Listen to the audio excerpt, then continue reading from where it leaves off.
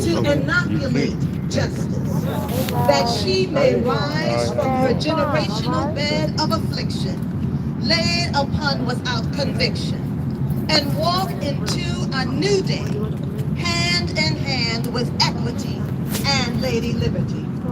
When justice is healed, the antibodies injected will transform her stony heart into a heart of flesh. When justice is healed, she will relieve the oppressed and make whole the mother made childless. When justice is healed, she will lift up a standard to go forward and not backward. She will correct the wrongs caused by unjust judgments and laws, that the crime will fit the time and an infraction will correspond with sensible action. When justice is healed, she will call unto the sons and daughters of freedom and say, come, let us reason together, that our children may live and flourish, to behold joy and gladness without suppression. See, there is more than enough for each of us to partake of the riches of this great land.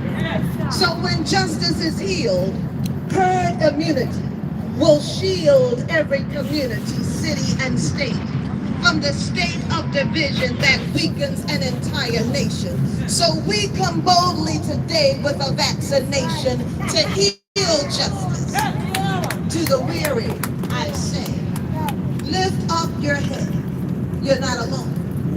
Your moaning and groaning are heard. Therefore, we must undergird one another with power, with might, with courage, strength, unity, and faith, readily and steadily, persevering, while the ancients stand in the gap of eternity, cheering us on. For those in the grave still speak. Those in America's loins will seek a new covenant with its banner.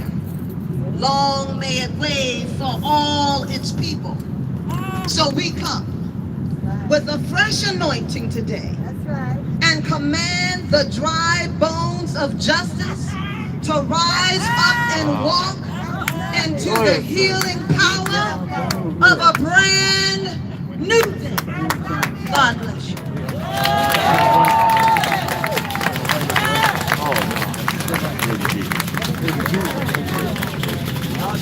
Awesome. Very moving. Very moving. We're going to keep it moving here. Now, we have an important gentleman. This young man is the senior pastor at Doug's Memorial Church. He's also been an advocate for the last 5 years for the Gaines family. Todd Geary, Reverend Todd Geary, is also an attorney. The man is amazing gentleman.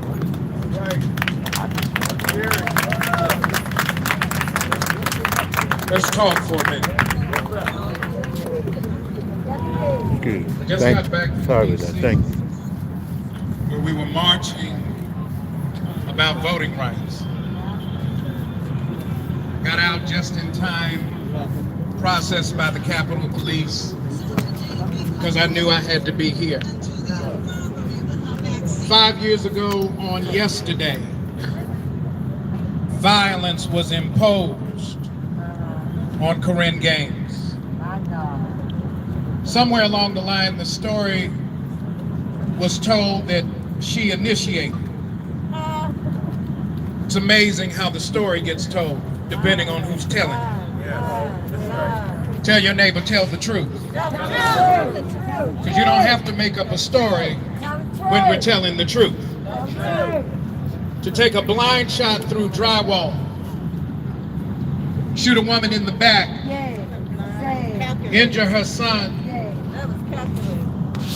that's intentional violence. And when we can't get justice, that's intentional too. That's right. Say so. Now y'all heard Ken Ravenel say I'm a preacher. Right. That means y'all got to talk back to me. Okay. Okay. That's good. That's good. 5 years. Yeah, 5 years. Somebody knows it doesn't take 5 years to do the right thing. Now, Y'all ain't talking to me. So why are we here? We're here to remember.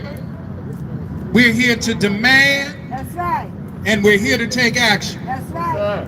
The other thing it doesn't take is it doesn't take a science degree to count to 17. That's right. By 17 votes, Uh-huh. the county executive won the Democratic primary. Yeah. Y'all ain't talking to me. Yeah, come on. If you look around, I believe we got more than 17 people standing out in this square. Yeah. So what we gonna do? That's the question. Yeah, we gonna fight. Are we gonna do right Yeah. or are we not? Yeah. Because we're not here to ask, we're here to demand. That's right. All of you who are here to demand justice for Korryn, raise your hand. Yeah. Raise it high. Justice Don't be for the ashamed. land. Justice for the land. Justice Johnny for the O. land. And her son. Count the hands. I got 2 up. We don't want Johnny O to be Johnny No. I got 2 up. Johnny, you need to talk to us. Yeah. And you need to take Rhonda Dormis's grieving off pause. That's right. Because her life has been on hold Yeah. from 5 years ago yesterday until today. My dog, my dog. What are you gonna do? Wow. Here's the question. Uh-huh. It's not whether or not they have to prove the case. Let me say something to you. Okay. Of all of the cases that have gone on of police violence in this country, Uh-huh. this one is significant in that a jury, say jury. Jury. Yo. Who's the jury? Y'all the jury. That's right. That's right. Say we're the jury. The jury said That's right. there ought to be $38 million That's paid right. for justice. Immediately. Immediately. The people said, Right. Johnny O, will you listen to the people today? Immediately.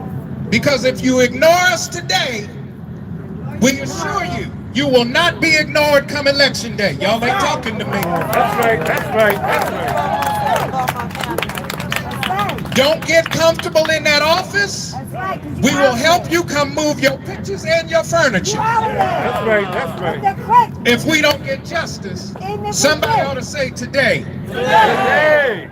what do we want? Justice. When do we want it? Hey. What do we want? Justice. When do we want it? Hey. What do we want? Justice. When do we want it? Hey. And if we don't get it, Shut it down. if we don't get it, Shut it down. If we don't get it, Shut it down. if we don't get it, Shut it down. what do we want? Justice. When do we want it? Now. What do we want? Justice. When do we want it? Now. Right.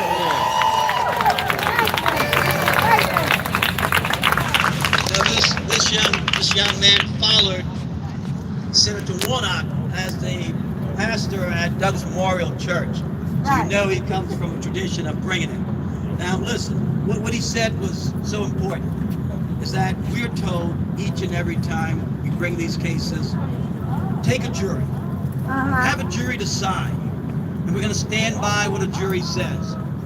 The 7th Amendment promises us a jury trial, That's Right. and that the jury verdict should stand. That's right.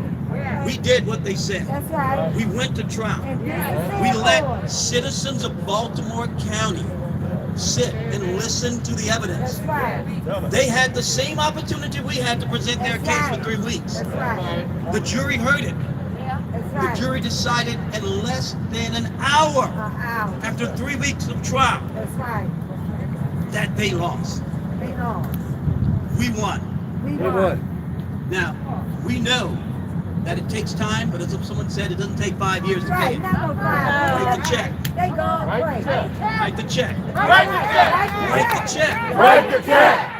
We're going to Write take a the check. quick break. Just switch Write out the this check. microphone. Give us about 2 minutes. We'll be right back. Write the check. Write the check. Write the check. Write the check. Write the check. Write the check. Write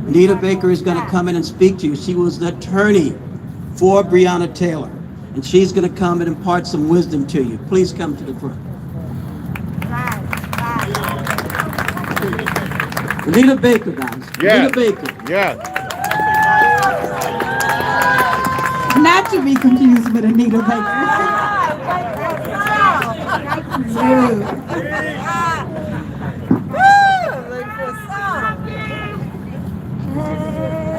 As I sit here and I think about the tragic way that Korryn Gaines was murdered 5 years ago, I can only think about the similarities to the same way that Breonna was murdered. And I can only think about we're 5 years later and we're still fighting over militarized police departments. We still have situations where police departments are trying to enter homes for no reason at all.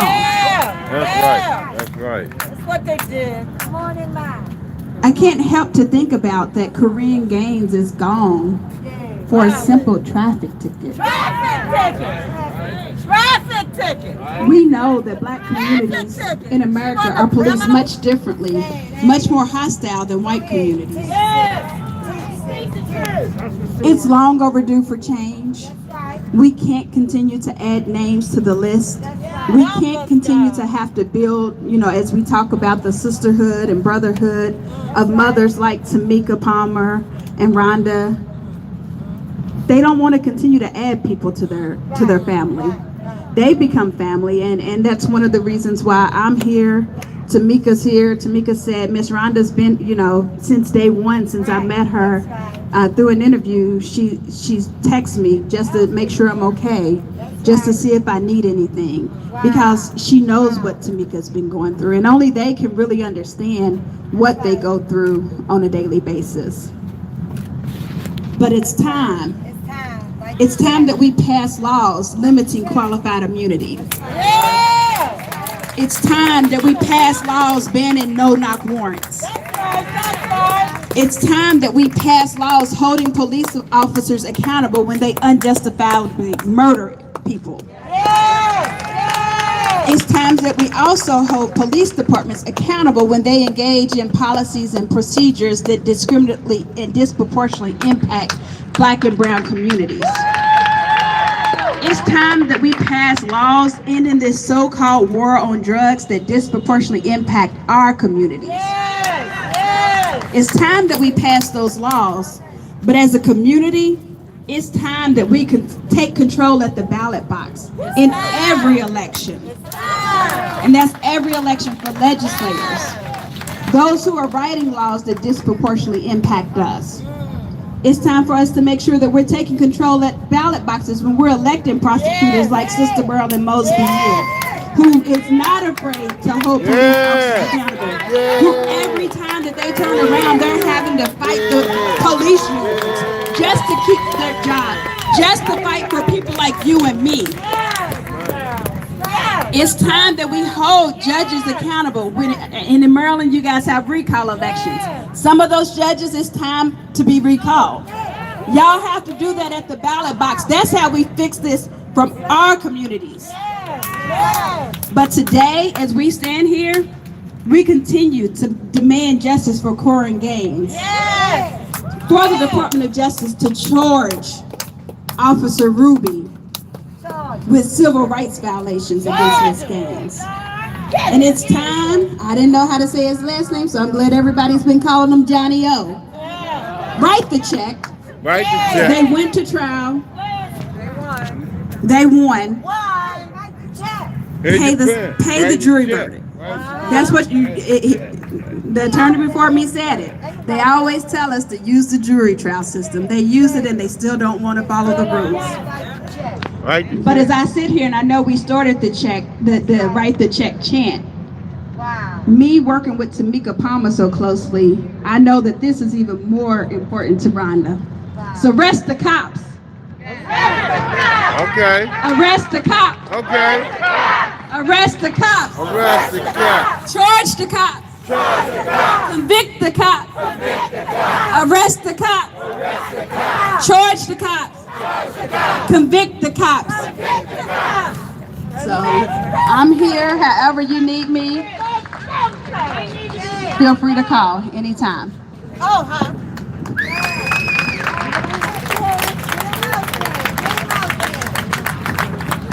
Lanita Baker, ladies and gentlemen. Lanita Baker. So our next speaker. Our next speaker. She's a rock star. She's a fighter. She's a lady who has principles. She'll stand up. And I'm sure there are times when she probably faced attacks and wanted to throw in the towel. But it's always at that moment where God throws it back and says, wipe your face. You're almost there. Tell him to go that way. Marilyn Mosby. I always say, she has the guts of a burglar. You can't scare this woman. You might try, but she'll come back. And she'll come back stronger. And there's an army rising up to support her. Our next speaker is Marilyn Mosby.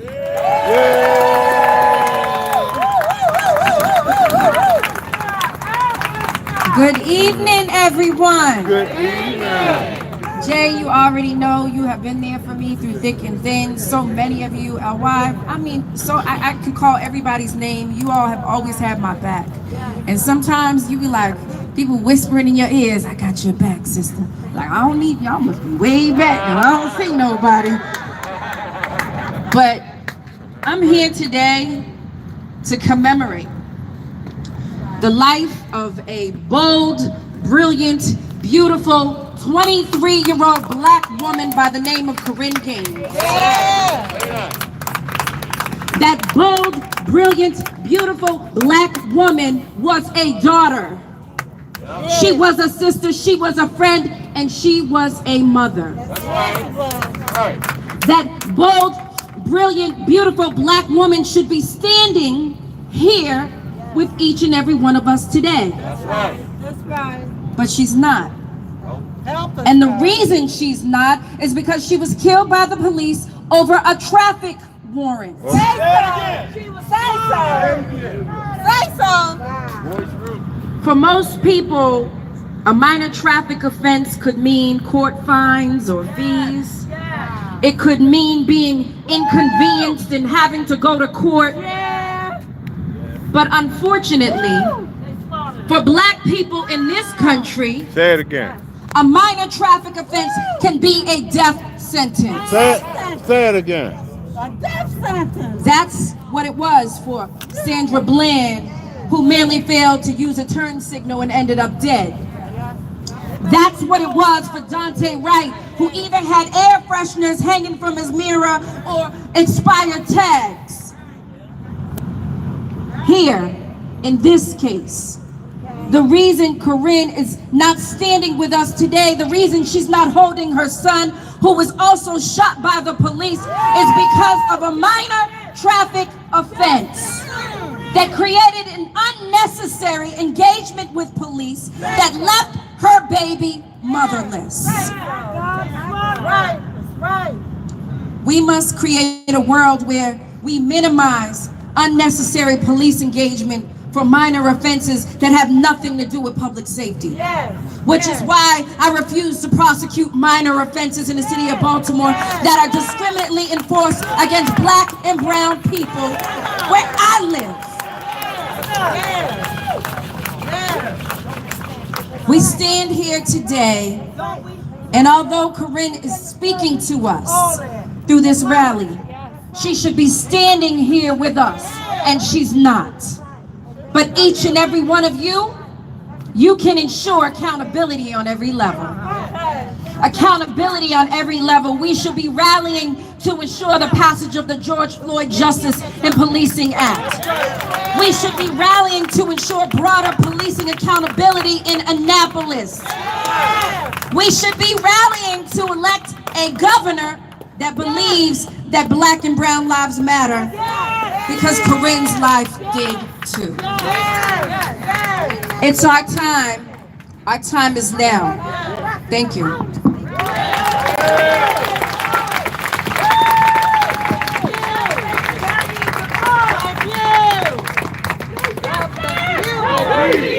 Hard act to follow. What a courageous woman. Jay says all, and she actually just said what we need to hear. We have to fight. She told you the things we need to do to get justice in this country. Well, You know, one of the things that someone mentioned earlier is that this term you've heard a lot called qualified immunity. And what does it really mean? It is the one thing that protects these police officers who gun down innocent people.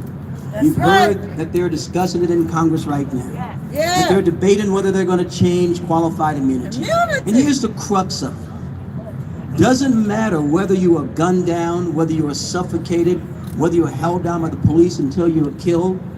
There's qualified immunity. It's not in the Constitution. The Fourth Amendment protects us.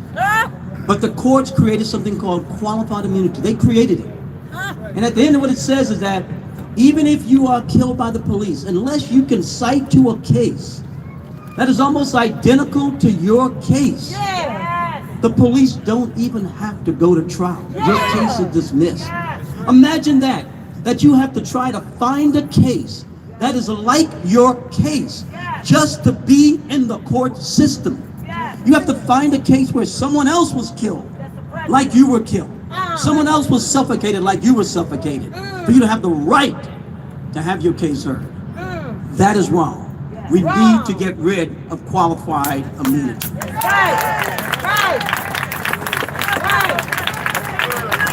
So for our next speaker, we're going to have Trey Laws, a spoken word artist, come to present. Mr. Laws.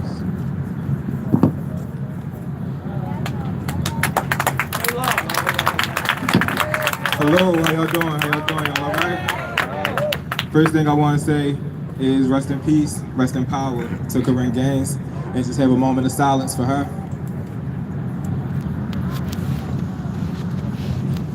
Thank you.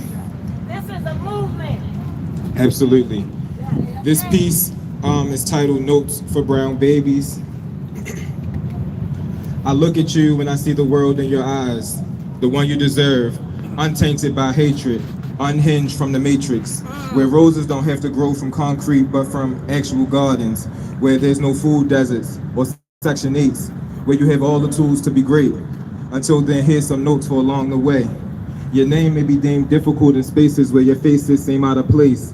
Be proud, but make it about respect, not race. You will learn early what makes you different, made to be a curse out of something gifted. Melanin, element known for its richness. Brown babies, hair free flowing as the air between toes. Curiosity looming at the sight of our froze.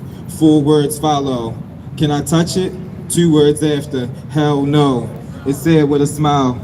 Everything that comes natural to you, they duplicate so contrived. We aren't even surprised. Your existence is made for consumption. Make sure your revolution is televised. Hashtags the new strange fruit. Internet feeds the popular trees. DWB, dying while black.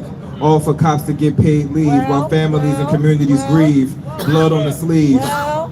Brown babies. Progress is a slow process. Get marginalized for thinking outside of their boxes. It's only deemed ghetto until it turns a profit.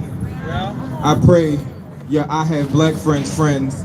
Never say nigga while singing along.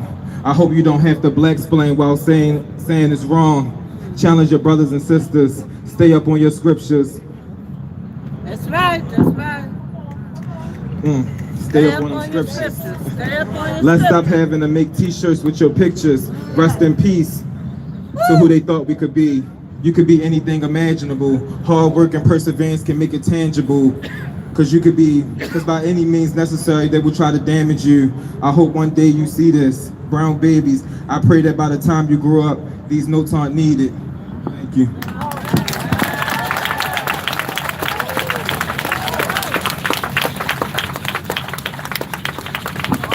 Thank you, Mr. Laws. That was a wonderful, wonderful piece. Next up is a woman who says, speak the truth, whether it fills a room or clears it out. She's right here from Baltimore County. She's been fighting for the longest time. And see, there's a theme here, in case you didn't notice. We got high performance black women here. We fighting like the black girls tonight. And we're gonna give it up here tonight. She is speaking. She is speaking. Our next speaker will be Dr. Danita Tolson from the Baltimore County NAACP.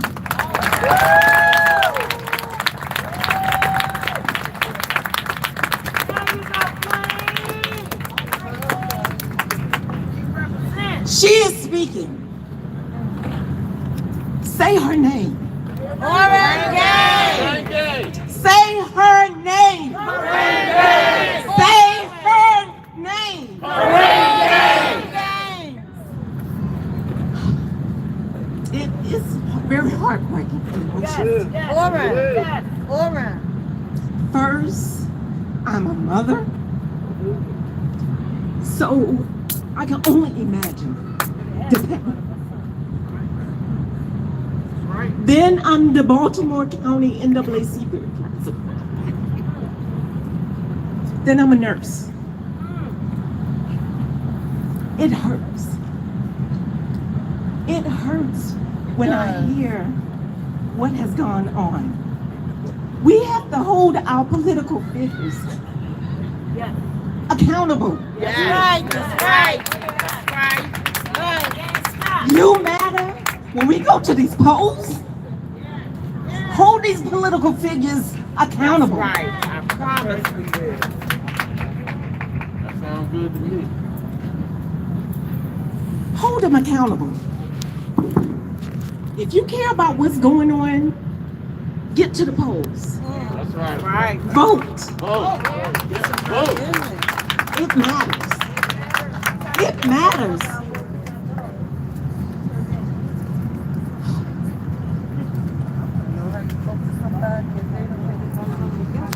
So I say, will your child be next?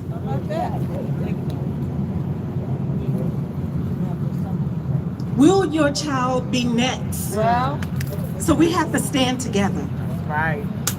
to hold these police, That's right. political figures, right. and anyone else that does not support the cause. The NAACP stand with Attorney Wendell, and we stand and we fight for the demand to be held. That's right. So again, say her name.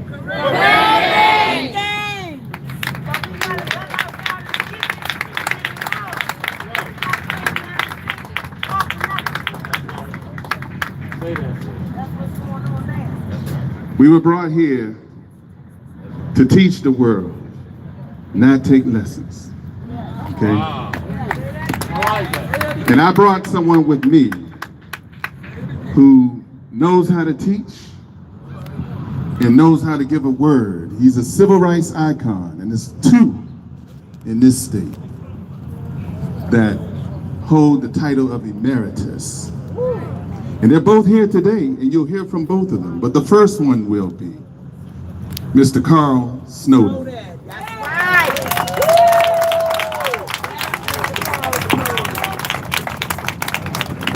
Let me take a moment before Brother Gordon goes. Just want, it's important that we understand history. Just want y'all to understand what's going on. If you take the time and study history, you'll find that attorneys like this man are few. They call him the warrior, right? He represents a people that once came this way. Thurgood Marshall. He represents lawyers who are more interested in justice than a judgeship. He represents a new day. So I just want to take a moment to ask all of you to please join me in applauding this great brother for the great work he's doing.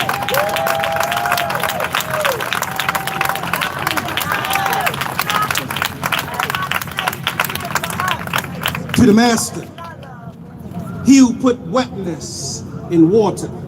To the master, he who put blue in the sky and allowed birds to fly. To the master, he who's brought us here at this moment, this hour, this day.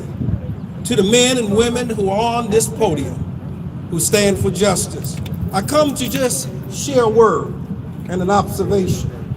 Sometimes people don't know what time it is. That's why you got a tick-tock to remind them what time it is.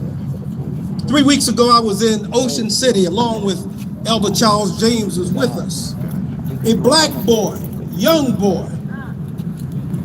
The Ocean City police had tased him with his arms in the air. Another young black boy, 18 years old, was kneed, not once, not twice, but many times, was on television. The Ocean City police chief said, I don't understand. All our police officers try to do is have him follow a lawful order. If he had just merely, he said, left the boardwalk, none of this would have happened.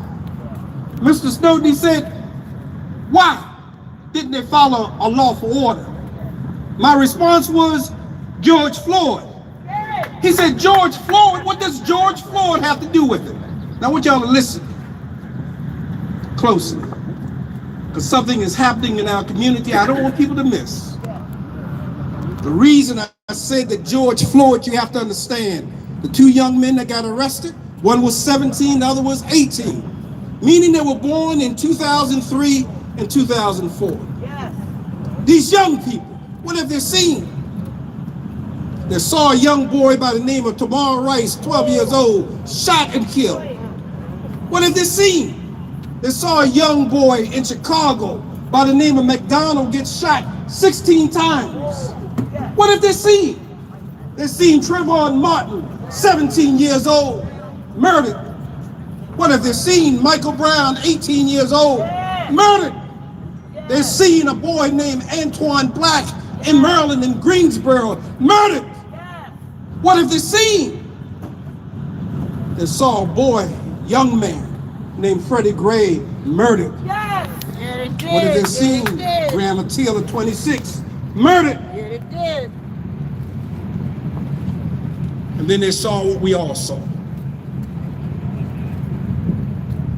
A man put his foot on the neck of another man for 9 minutes, 36 seconds. The whole world watched. There was a story that used to go this way. Black parents did it all the time. They said if you get stopped by a police officer, he curses you, he abuses you, keep your mouth shut. And parents who tell their children that do it because they want them to survive. They don't want them to become the next Michael Brown, the next Sandy Bland. And most people think that's good advice to give to young people. But here's what I want you to know.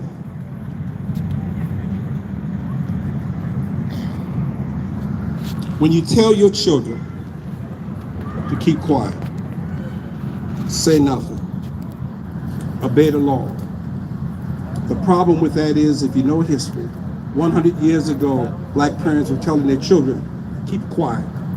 200 years ago, they were telling black kids, keep quiet. From the moment we arrived on this ship, keep quiet. When it was Stokely Carmichael who told Martin Luther King Jr. this, as I conclude my remarks, and I think this is where we are. Dr. King, he said, my grandfather ran, my great-grandfather ran, my father ran, but this generation is out of breath. We ain't running no more. That's right. And he made this one point that I want everybody to hear. That's right. The black community must become like a hornet. That's right. Not a bumblebee, but like a hornet. When you put your hands on one of us, you're going to have all of us to deal with. I need to continue. The struggle continues.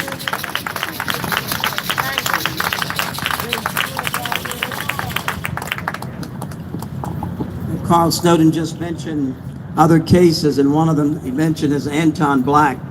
and I have the privilege of representing Anton Black and his family. Anton was killed on the Eastern Shore. And we're currently in the federal court representing Anton and his family.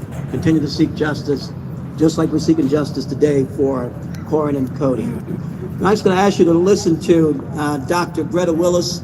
Dr. Willis is a minister at Pillar Worship Center, but she's also an impacted mother. She's going to have a chance to share with you some of her feelings.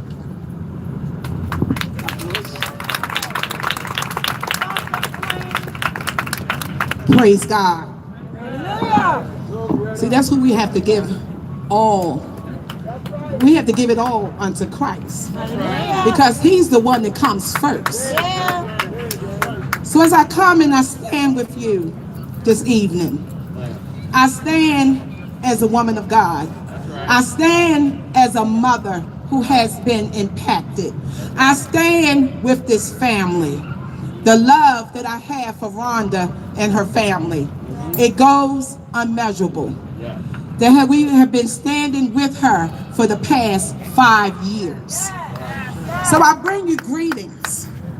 I am Greta Willis, the mother of Kevin L. Cooper, who was murdered at the tender age of 14 years old in our home by a Baltimore City police officer while holding a plastic dustpan.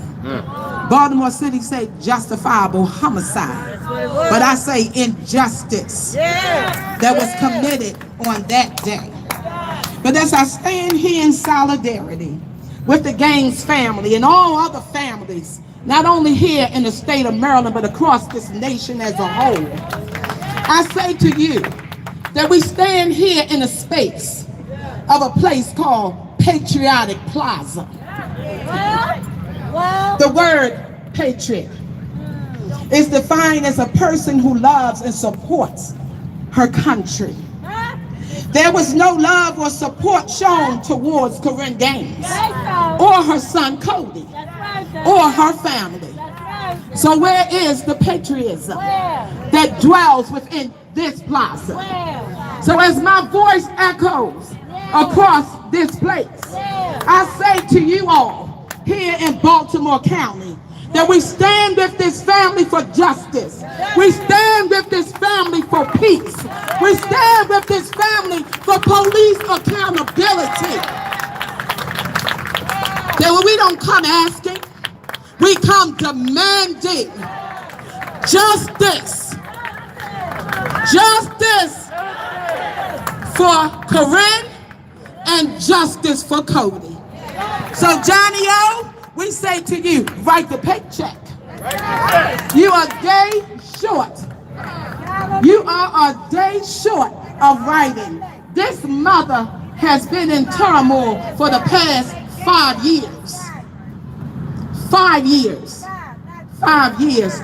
Too long. We're not waiting anymore. So we're going to continue to stand with this family. So I say to you all, be change makers. Continue to stand with the families and be a change and make a difference across this nation. Thank you all.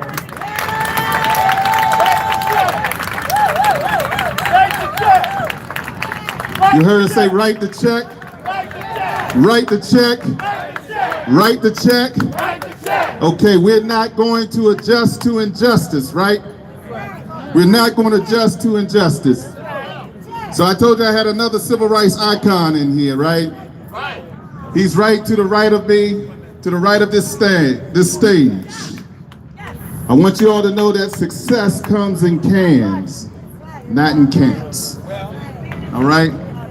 And we got an American right here, an African American, who's going to grab this microphone. And before we do that, I want you all to take action by texting Korryn to 30644, okay? Take action. Text Korryn to 30644. You got to text it. We always leave something for you. Doc Cheatham. All right. Yes, indeed.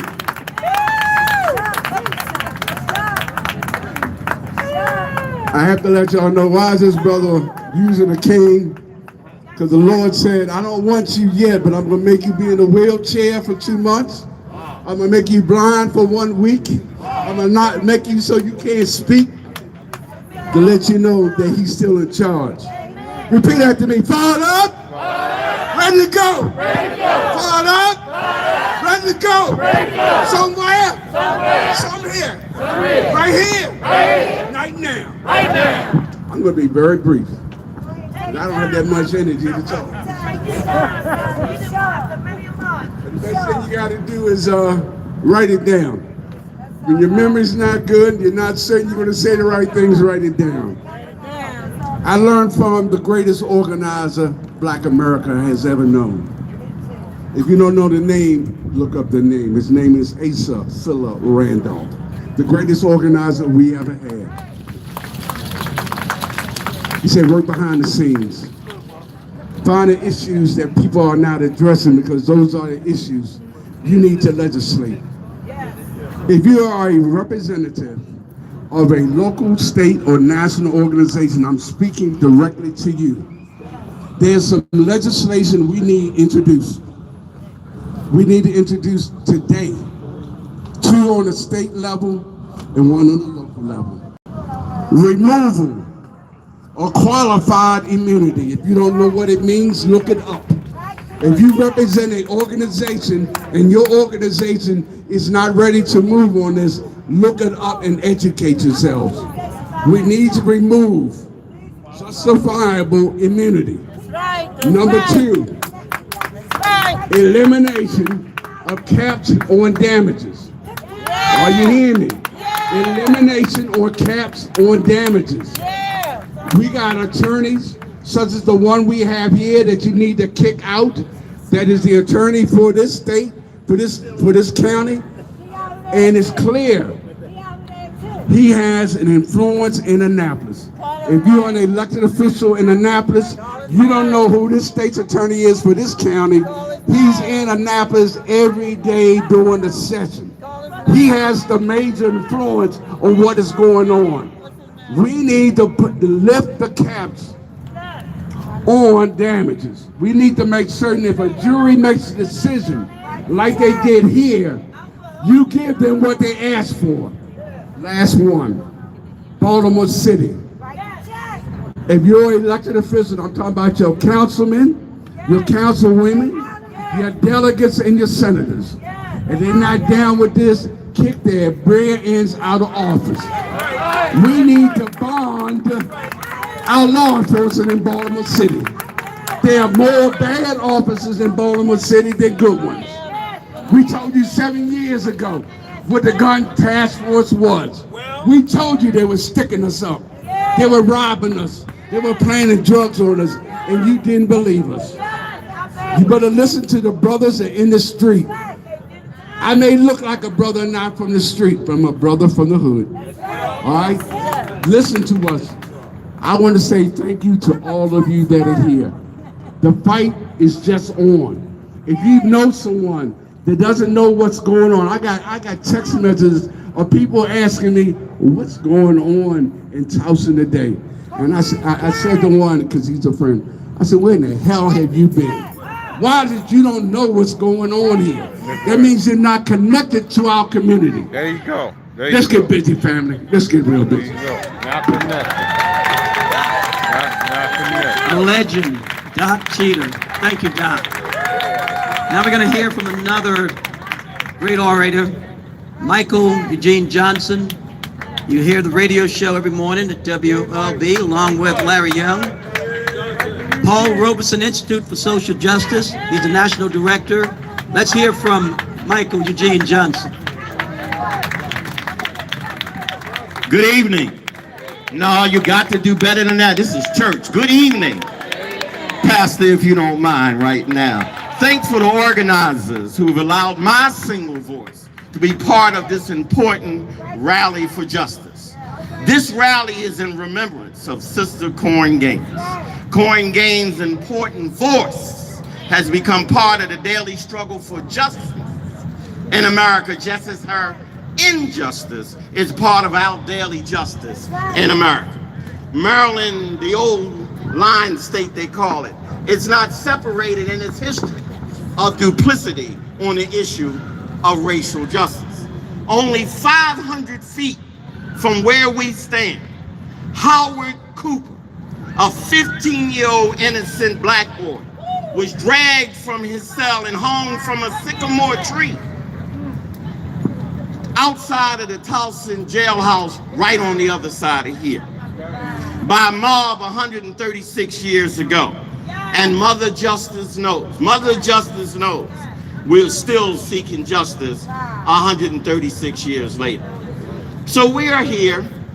We still hear your voice, young Howard Cooper, as we also hear from Sister Gaines' words from heaven. Take care of my children. Take care of my family. Take care of my mom. That's right.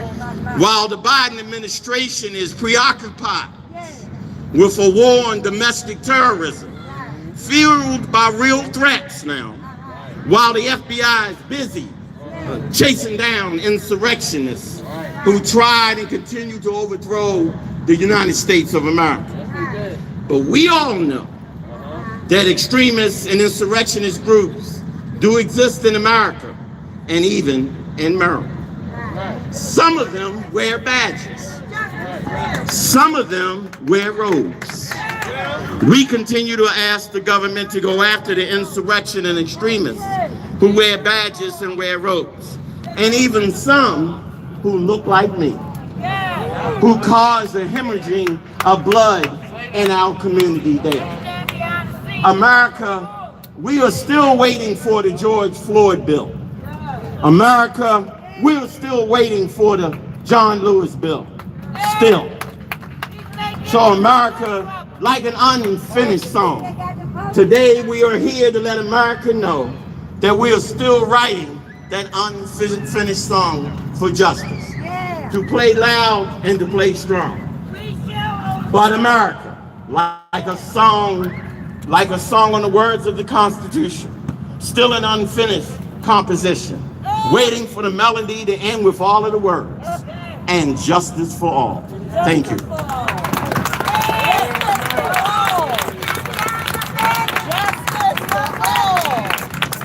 Thank you, Michael Eugene.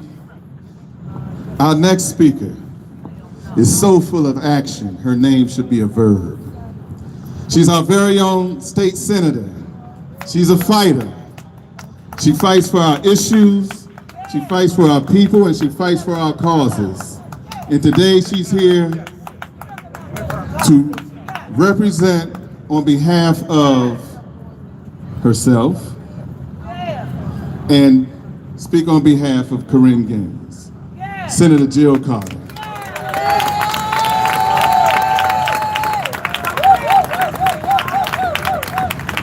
Much thanks to you, warrior lawyer, my friend and brother. Thank you so much for the fight that you've kept up, and for all of those that organized this. Thanks to attorney Ken Ravenel, one of the most brilliant lawyers of our time. I'm so blessed to even know him. Both of the lawyers, thank you. And y'all, all of y'all remember that when you have not serious cases, black excellence, black lawyers. That's what y'all need to do. Too many times we don't see black lawyers at the front of these issues. My name is Jill Carter. I'm a state senator. You have heard from a lot of really great speakers today, and you've heard a lot of great messages today. What I want to say though, and I just spoke to my sister, warrior sister, Tawanda Jones, as I was coming up, said, Tawanda, we are always here for love and for the people, but aren't we tired of this? We're tired. We're tired because before George Floyd, before Freddie Gray, before Korryn Gaines, we were fighting in Annapolis for police reform. But it wasn't happening, and guess what? Had the legislature in Annapolis passed police reform when we asked them to, when Greta Willis asked them to, when Tawanda Jones asked them to, when Chris Brown's mother, Chris Brown right here from Baltimore County, asked them to, Korryn Gaines wouldn't be dead right now. So it's nice to talk about pie in the sky, but justice is not some pie in the sky. And guess what? What happened to Korryn Gaines happened right here in the state of Maryland. And so if you have elected officials in the state of Maryland, you need to press them. It ain't just about what's happening in the Congress, right? Annapolis is where these laws are passed, where these laws are made, and we control the actions, we govern the actions of the police departments here. Johnny O has the power as the county executive, and all of your legislators in Annapolis have the power. And I think that's important because I'm gonna say something, as I often do, that I truly believe, and I know it's true, but some of y'all don't really always like the truth. Here's the truth. When we talk about who has the power to fix this, we ain't talking about Trump. We ain't talking about Republicans. We're talking about the Democrats, okay? We're talking about the Democrats. The Democrats control the House and the Senate in the state of Maryland. Wow. Johnny O is a Democrat. Wow. I need you to understand that it's about so much more than just being here for love. I love and appreciate everybody that is right here for Korryn Gaines. And Korryn Gaines' beautiful mother, she knows I said this to her years ago. When I saw Korryn Gaines, she could have been me. She looked just like me when I was younger. She looks just like me. And like me, she had brains and courage. And I recall it could have been me because I spoke back to police officers once, Jay Wendell, when we were in the end of law school. And I thought, I'm almost a lawyer. They can't mess with me like that. I talked back to them. I cursed a police officer out. But thank God, grace of God protected me in that situation because I'm still here. I'm still here. But I could not be like Korryn Gaines is not here. Okay? These lives matter, and Korryn Gaines, so beautiful, so brilliant, so much promise, so much courage. But she's one of over 500 in Maryland killed by police. She's one of over 500. We don't know all their names because they don't all make the news. We don't know all their names because they don't all have public protests. But what I need you guys to understand, and I'm begging you to really get this.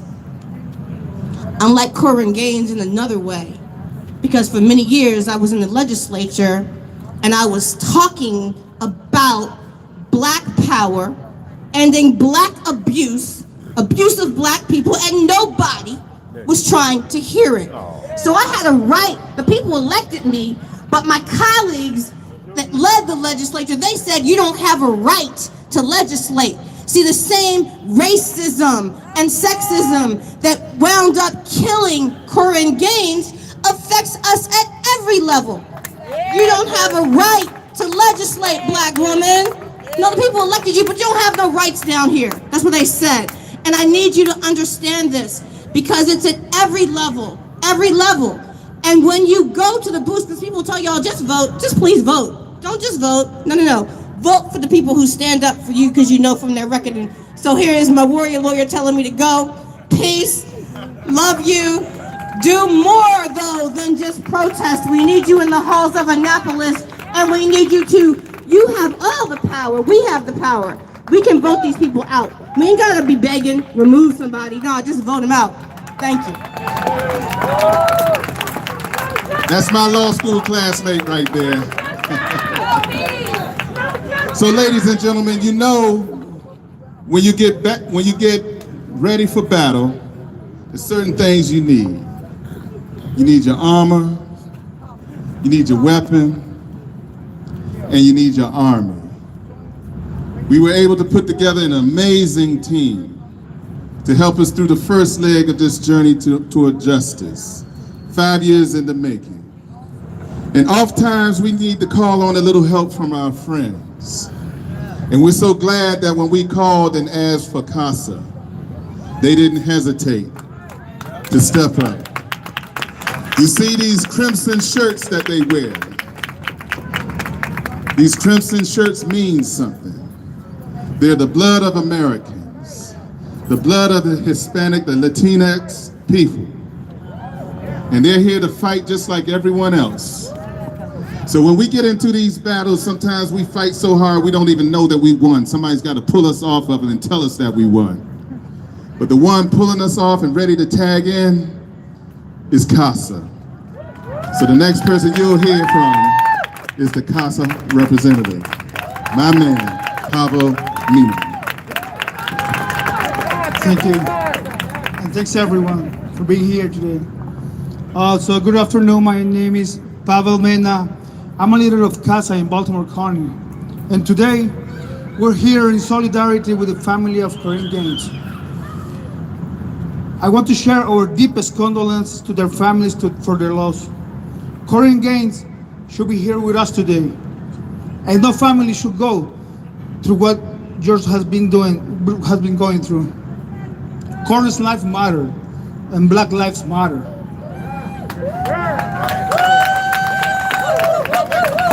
Oh yes! Today, my voice is full of pain, it's full of anger, and it's full of frustration. Because from where I'm from where I come from, today, civil rights are less than nothing. And it's seeing less than nothing for people in the uniforms.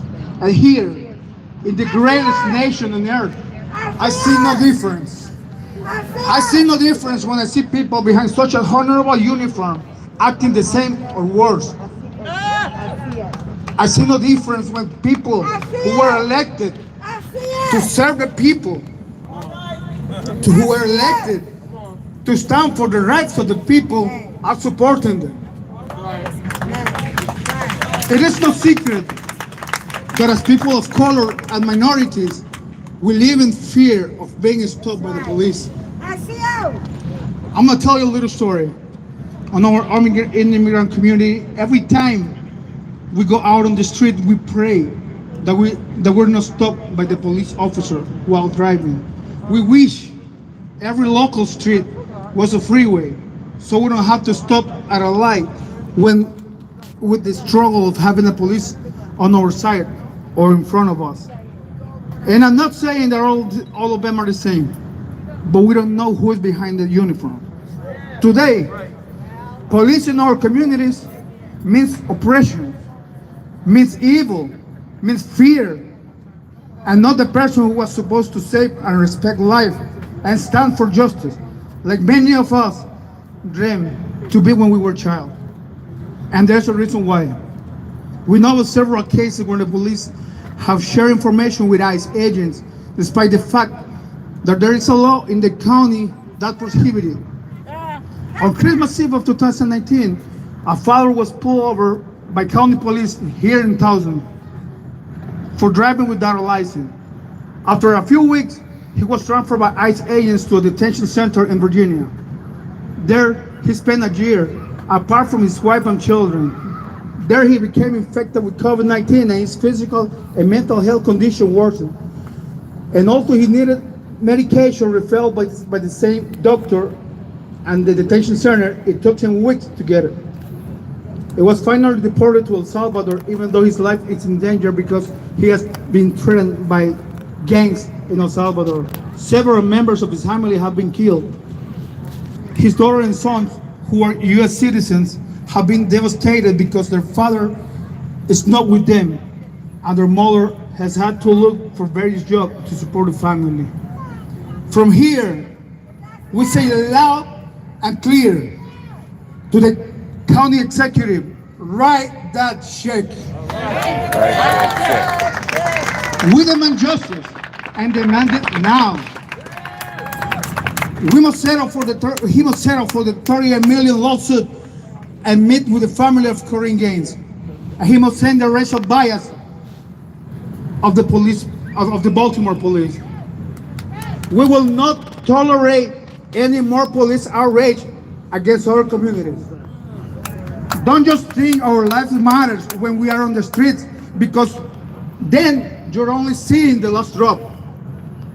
Because you might call us minorities, but guess what? Together, we're strong. Together we stand, and together we fight. We are united in this fight, and today we say enough is enough. Thank you.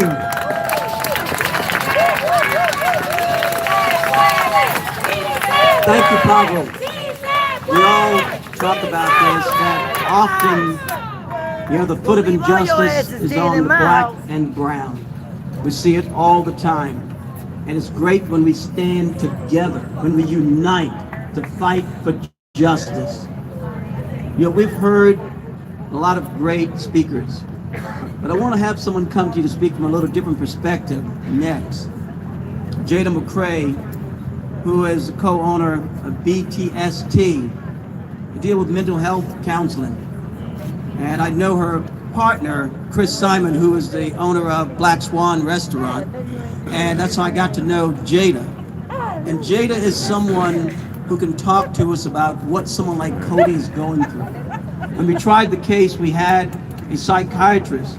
That psychiatrist is the one who testifies and works with all the judges in this courthouse every day, who talks about and tell the jury about what Cody is suffering from, PTSD, and about all of the other psychological things that flow from being the victim of violence. And that's what Jada can talk to us about. Jada McCrae. Jada McCrae.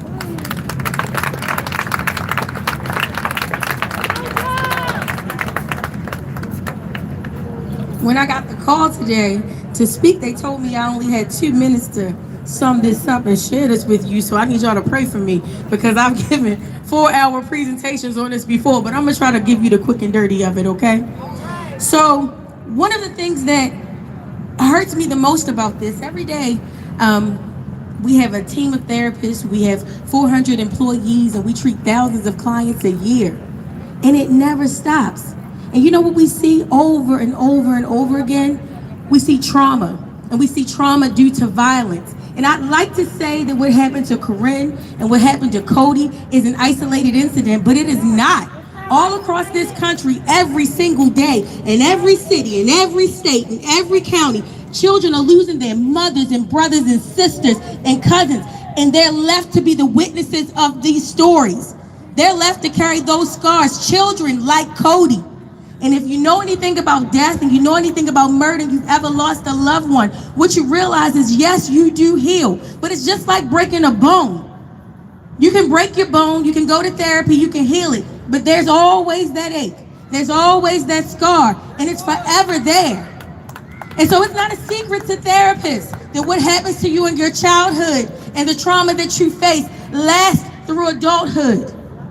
They're actually doing studies now, it's epigenetics, where they find out that the traumas that you experience literally write over your DNA.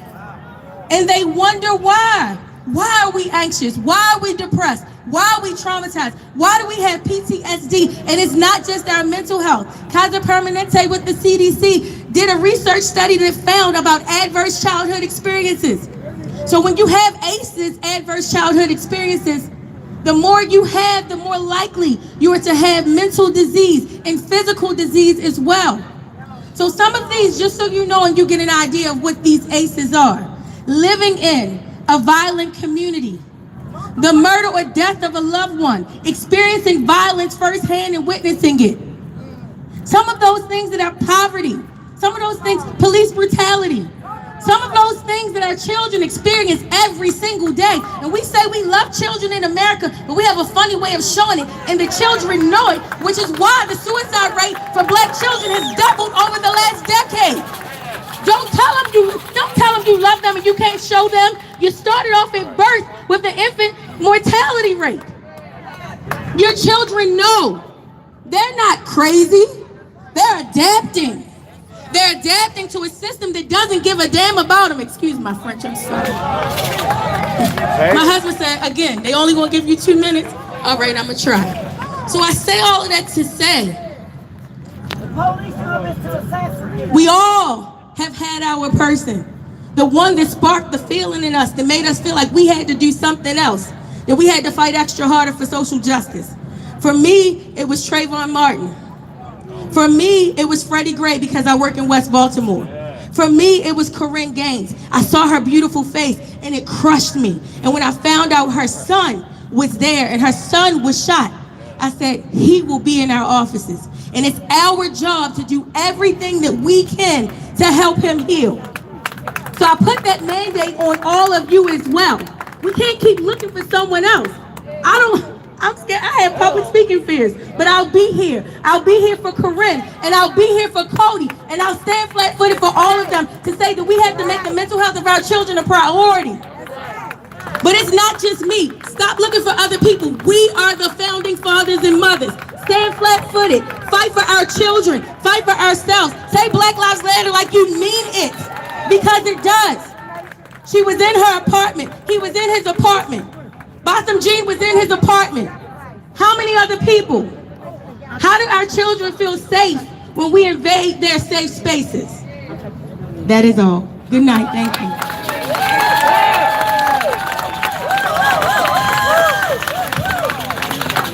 I say the battle is real. The battle is real, but so is the victory. Next up, a woman who never gets tired. She walks around like a caffeinated hummingbird. She's always on the go. She's been fighting for her brother since the beginning of many years, I should say. I'm not even going to try to date it. Every Wednesday, since her brother's death, she's been out demonstrating just like we're doing today. And sometimes the crowds are big, sometimes they're small, but you know what? It really doesn't matter, because her message rings true. And those who know her, you know her message. And when you see her, you see a beautiful image of her brother. You see an image of love personified. Tawanda Jones. Thank you, my warrior brother. Thank you. So I just want to say that my heart goes out to my sister. I'm so sorry. I'm so sorry about Korryn Gaines, Breonna Taylor, India Kager. Say their names like women are the most disrespected and unprotected in America. Let's be crystal clear. And it's just saying, yes, black women. Let's be crystal clear. Black African American women are the most disrespected and unprotected in America. Let's be crystal clear. So I want to say to Johnny O, you need to go. And while you're going, you need to take a lot of folks with you. Because we live in a corrupt system, and you know, I don't have no problem. Tell the truth and shame the devil. That's what I'm here for. And I'm here for all the victims of police brutality. Not just the ones you hear about on national news. I'm here for the ones you don't hear about. And it's just sad. Like, my brother Tyrone West was brutally executed on July the 18th, 2013.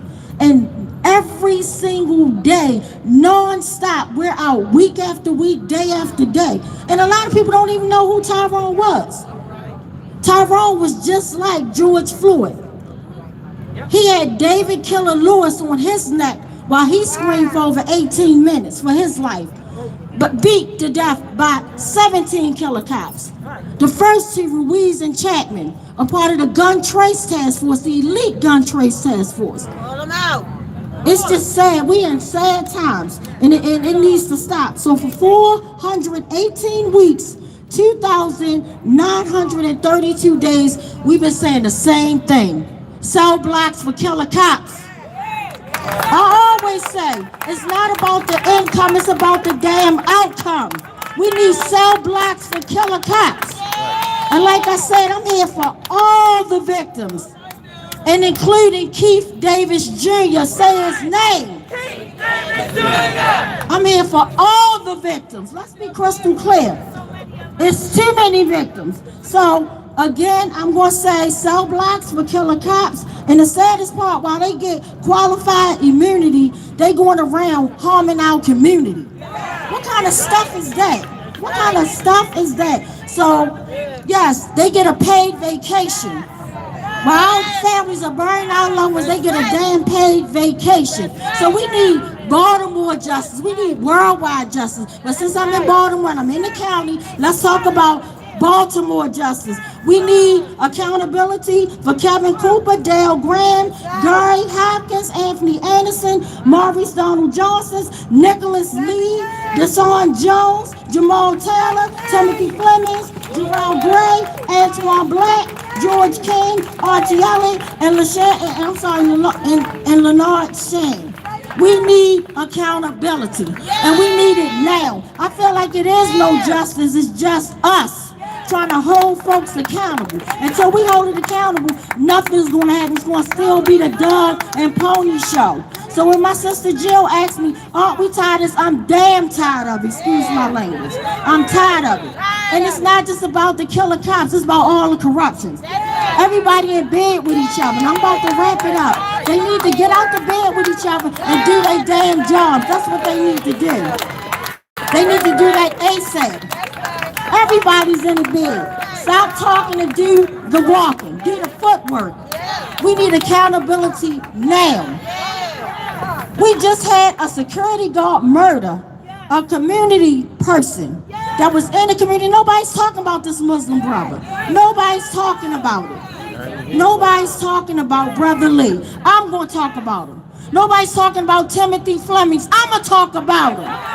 We need accountability for all victims. And guess what? The medical examiners are corrupt because the same way they lied about Antoine Black, they lied on Tyrone West. They lied on George King. They lied to get these killer cops off. Cell blocks for killer cops and all these corrupted people. Thank you.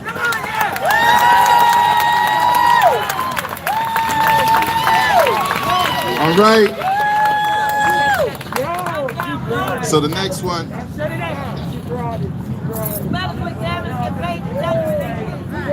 Darlene King, yes. Darlene King, right here. We are the voices. We are the voices. We all have wings, but Darlene King keeps us grounded like an ostrich. Darlene King, here we are. Thank you. Good evening, everyone.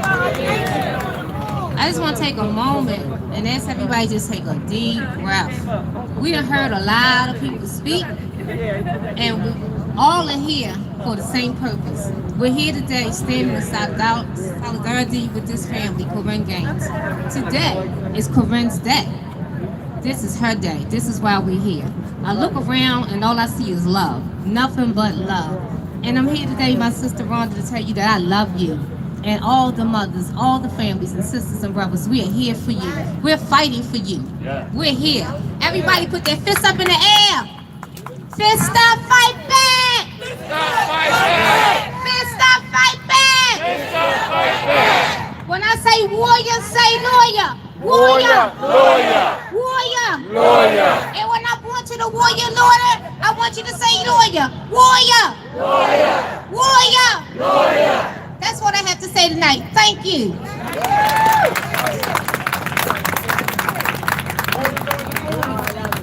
So before our next speaker, let you know we're near the end. We have two more speakers and we're going to be closing. Three more? Maybe three. Okay, Jay's telling me we got more, but we're getting near the end. Listen, before we have the next speaker, I do want to have one person come forward, Korryn. Korryn is the father of Cody Gaines. Korryn doesn't want to speak today. He's a very soft-spoken individual. His son is a lot like him. Korryn was, for a time, a Baltimore County police officer. Wow. He went to school, actually, good friends with my daughter. So I've known Korryn and his family for some time. I know what he's going through and taking care of his son, who is suffering so much. But he is a strong man who stands. So Korryn, thank you for being here. We're gonna next hear from Ray Davis. Ray Davis, standing with you, Korryn, standing with you. Founder of African American Male Leaders, Vice President of A Good Black Man, President of Fatherhood 6570, and the Maryland President of Concerned Black Men. Ray has a lot on his plate. And Ray has been very instrumental in the planning of this event and the one we had previously. He is a hard-working man. I was on the phone with him late last night, early this morning, and he is committed to the cause. Further ado, Ray Diggs.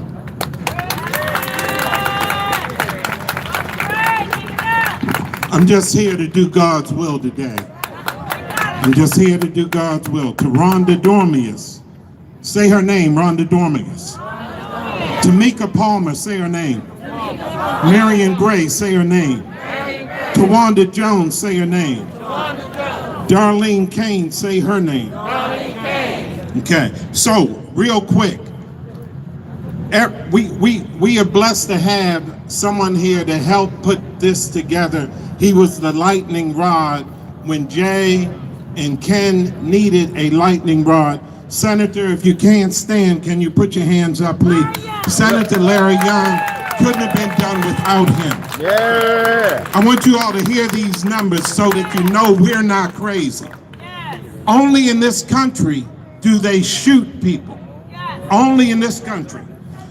Listen to this. In Canada, right next door, only 36 people got shot by police last year. 36 people. That's what they kill here on a daily basis, black people. Australia, 21. Germany, only 11 people were killed. Dr. K, you're not here. Only 4 people were killed in Netherlands. State's Attorney Mosby, you're not here. Only 3 people, you're gone, were killed in Germany and Wales. 3 people the whole year. J. Wendell Gordon, in Japan last year, only 2 citizens were killed. New Zealand, 1 senator, Larry Young. In America, that same year, we killed 1,099 people, most of them that look like you and I. Listen, police in Finland fired 6 bullets in the entire year. Okay. Senator Sidnor, I don't know if you're here, that same year, a SWAT team, and they can tell you about SWAT teams. They send SWAT teams to our homes for parking tickets. A SWAT team fired 71 bullets into the home of an African-American family. His wife and 4-year-old son had to duck for cover. Does that sound familiar? Okay. Cleveland has fired 6 police officers because they shot 140 bullets into a car of 2 unarmed black men. We got work to do. Senator Young, Michael Johnson, the topic on the radio show next week has got to be, there's only one other country on the planet that kills black people like we do. What country is that? Say it louder. 17 times higher than our own country. South Africa. That's the only country. And in closing, don't let the blackening and the browning of America fool you. This country is preparing for a South Africa apartheid state. That's why you see the federal judges. That's why you see the voting laws all of a sudden being changed. That's why you see the mass incarceration. South Africa has 58 million people. 58 million people, 90% are black.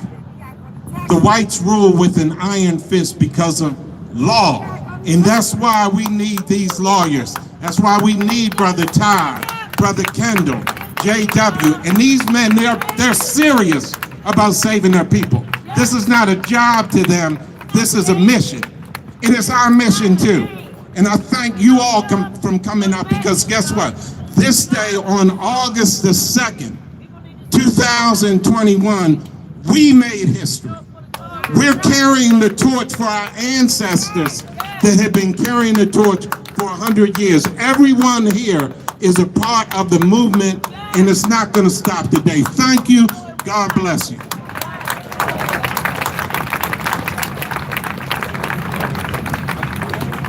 Ray is fired up. Ray is fired up.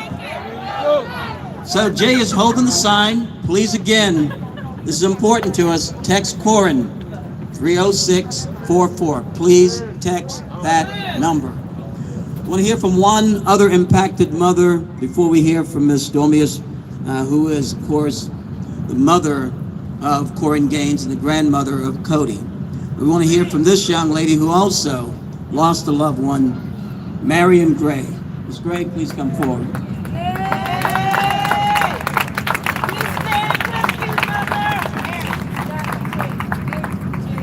No.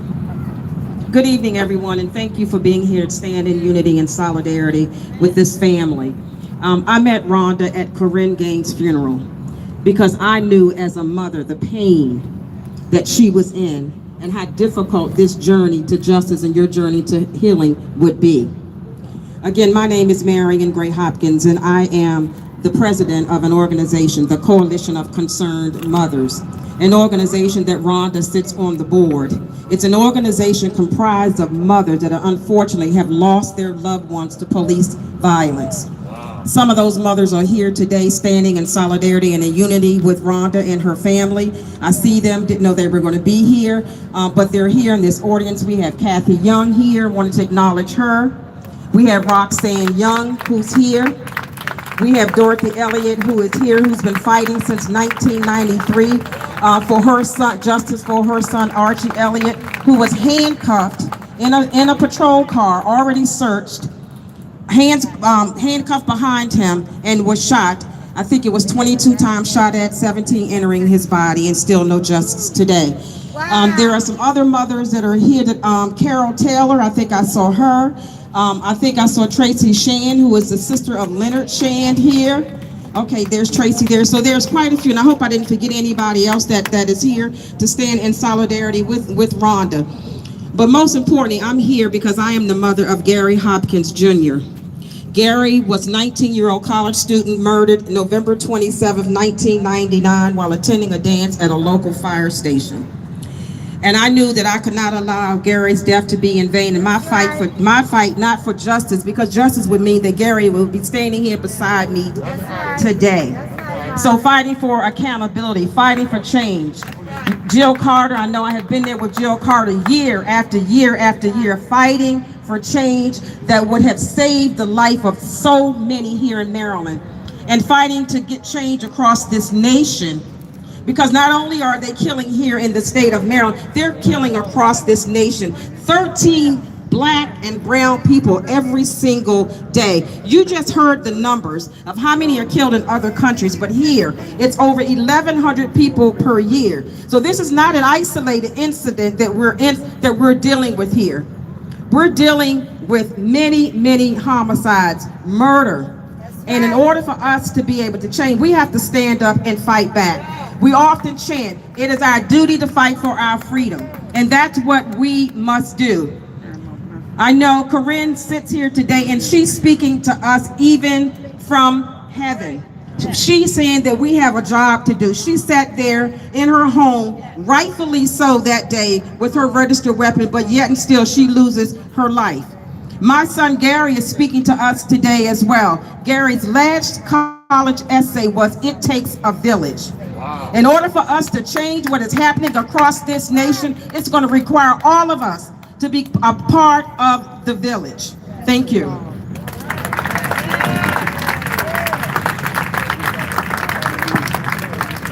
I'm so grateful to be embraced by this village.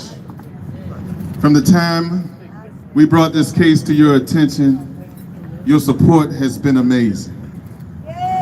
Someone else sits on this stage who is truly amazing.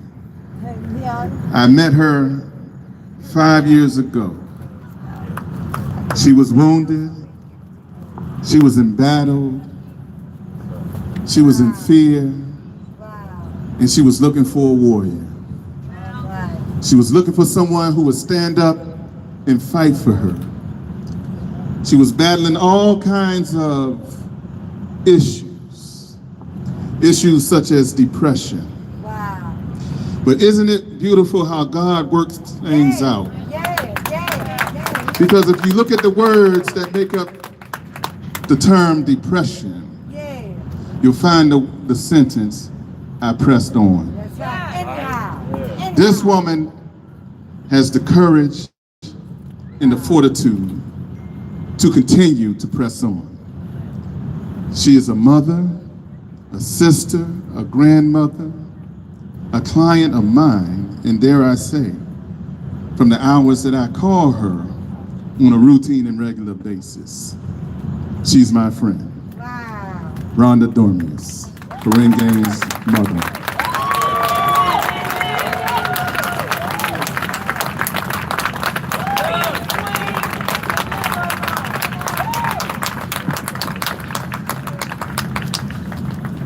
First, I want to thank everybody that is out here, people that I know, people that I don't know. I just want to thank you. I'm so humbled to see this support that I'm getting from my baby, Korryn Gaines. With your help and God's help, I'm still standing here because I'm going to tell you, I've had some weary days and nights. My girlfriends and my mothers in this fight have gotten so many calls from me, boo-hooing, you know, seemingly for nothing, but my heart been broke. And even standing in this space, 401, where I thought that I was going to receive some semblance of what justice looks like. My child isn't here, so we can move on from that. She'll never be back. But standing here, it's almost traumatizing because 5 years ago, my daughter was killed by an officer of this county. I was able to get a warrior lawyer to see, and my other lawyers to see that there was corruption in the way that she was killed. And I say corruption is because when you try to hide something, when you do something wrong, it's corruption. But we were able, we were able to get into court and prove to 6 jurors that my daughter should still be here today. But the proof that we had, if we had Schellenberger do an accurate investigation, he would be in jail, just based off of the information that we received in the civil trial. And then to have the jurors say, you know what, we've heard enough. 3 weeks, and you guys have proved your case. To then have Judge Norman, Mickey Norman, to tell them that they got it wrong. They took 6 jurors, because that's what's required for a civil trial, and told them, no, you weren't supposed to make that decision. What else could it have been? That's all you want. You know, and you know what? The write the check, yes, write the check. But you can't do nothing for my heart. I deal with a grieving son. I have 2 other daughters that grieve. I have family members that have been on my side. They've grieved and they've watched me grieve. But I'm gonna tell you, it's the support of my family and God that has me here now. Because some days I really didn't think I was gonna make it. I ain't gonna lie. I didn't think I was gonna make it. You know, I'm standing here watching Thank you, God. the father of my daughter, who's not here. Wow. We didn't always get along, but he was my mate when I made her.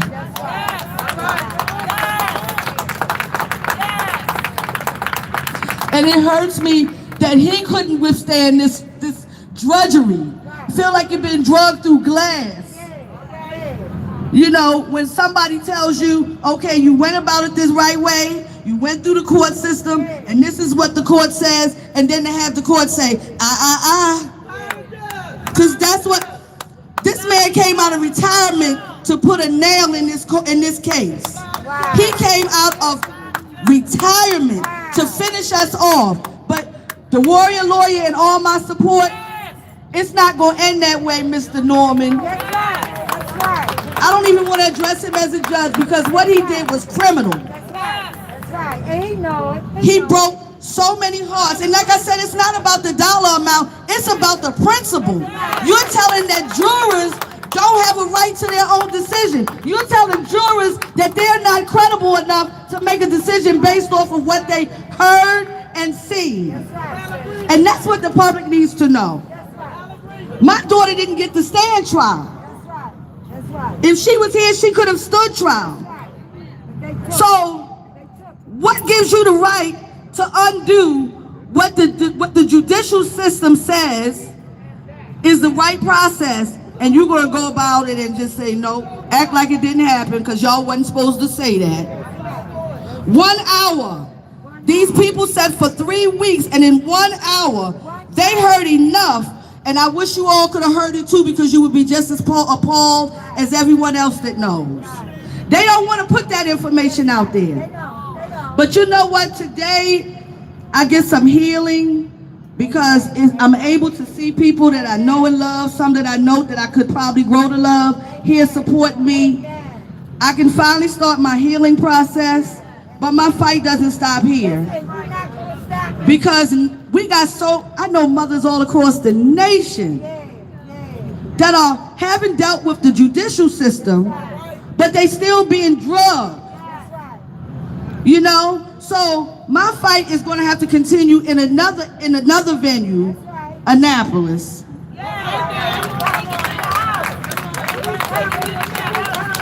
Because we have to have laws changed. We have to have police reform. You know what, and I always say this, and I never say this out loud. The taxpayers may be mad with anything they had to put out for any case, but if you hold your officers accountable, maybe make them get some liability insurance. Nurses and doctors have to have it. So since you have so many rogue officers out here thinking they can do what they want to do because ain't nobody see them, there wasn't no cameras,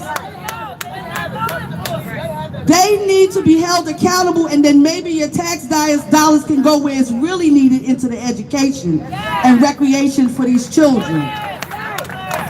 So that is my next fight. To be arm in arm with whoever's going to be there to fight. Because this is a never-ending story. Tonight I may be able to get some sleep. Like Mr. Gordon says, he calls me 4 and 5 o'clock in the morning. And guess who's there answers? Because I'm up. That's awesome. But it's because I can't sleep. Thank you, Mr. Gordon. Because when I go close my eyes at night, I think about my daughter. And I'm raising her daughter, which is a blessing for me, because I don't think if I had her, I think I would cease to exist, because she gives me motivation. I have 11 grandbabies, but this one, she's the one that's keeping me here. I love them all, but she gives me a reason to live. And I just want to again thank Kenneth Ravenel, my warrior lawyer, Wendell Gordon. Where's Landon at? He's somewhere around. Landon, definitely LY. LY passed out on me last time and almost gave me a heart attack. Like I said, I just want to let everybody know I can't do all names. You know, I got a lot of my family here, my grandkids, I got cousins. I got so many people here that will follow me home when everybody else has to go to their final destination. You know, so, you know, Marion, she knows. She was right there with me at my daughter's service. I didn't know it at the time. We need this kind of support.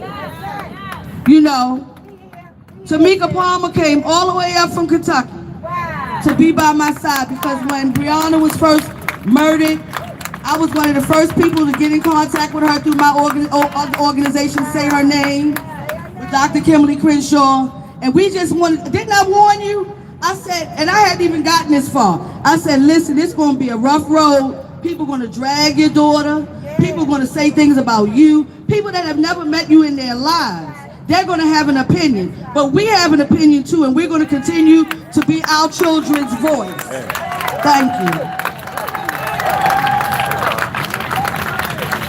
What a lioness. When we were in that courthouse trying the case for 3 weeks, this lady was always so strong. So strong. She had many who came to support her, and never did she waver in her belief that we could get justice in this courthouse. And when we got it, we were so happy.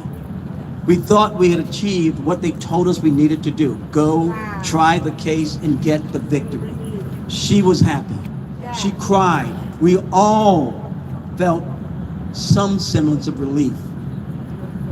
And then to have someone take it away, where the appellate court said he acted improperly, abused his discretion to take it away. But we got it back.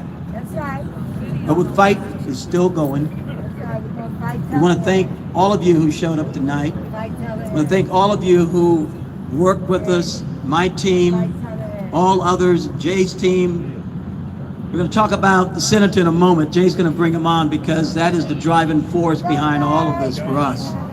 Senator Larry Young. We thank all of you. And oh gosh, we cannot leave out Kelly Bond. Where's Kelly? Kelly is some type of warrior. She is the one who keeps us all on point. She's the one who made sure that all of us got it right to get it right, and was the one behind stage all night tonight telling us who's next, and she is the warrior. Miriam Summers, Dr. Miriam Summers, where is she? Dr. Summers, at every meeting telling us how to do it, the great voice of wisdom. Kelly knows how to fight, and she's in the fight, and we're going to keep fighting with her.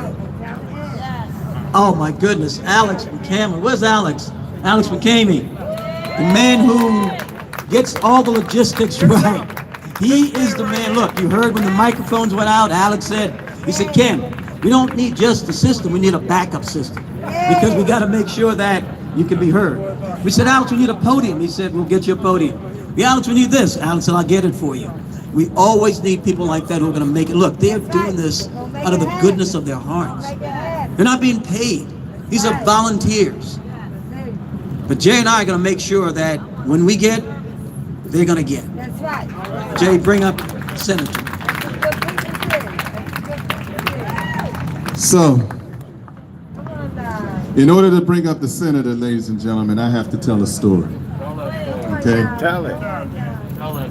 Because this is the story of how we prevailed.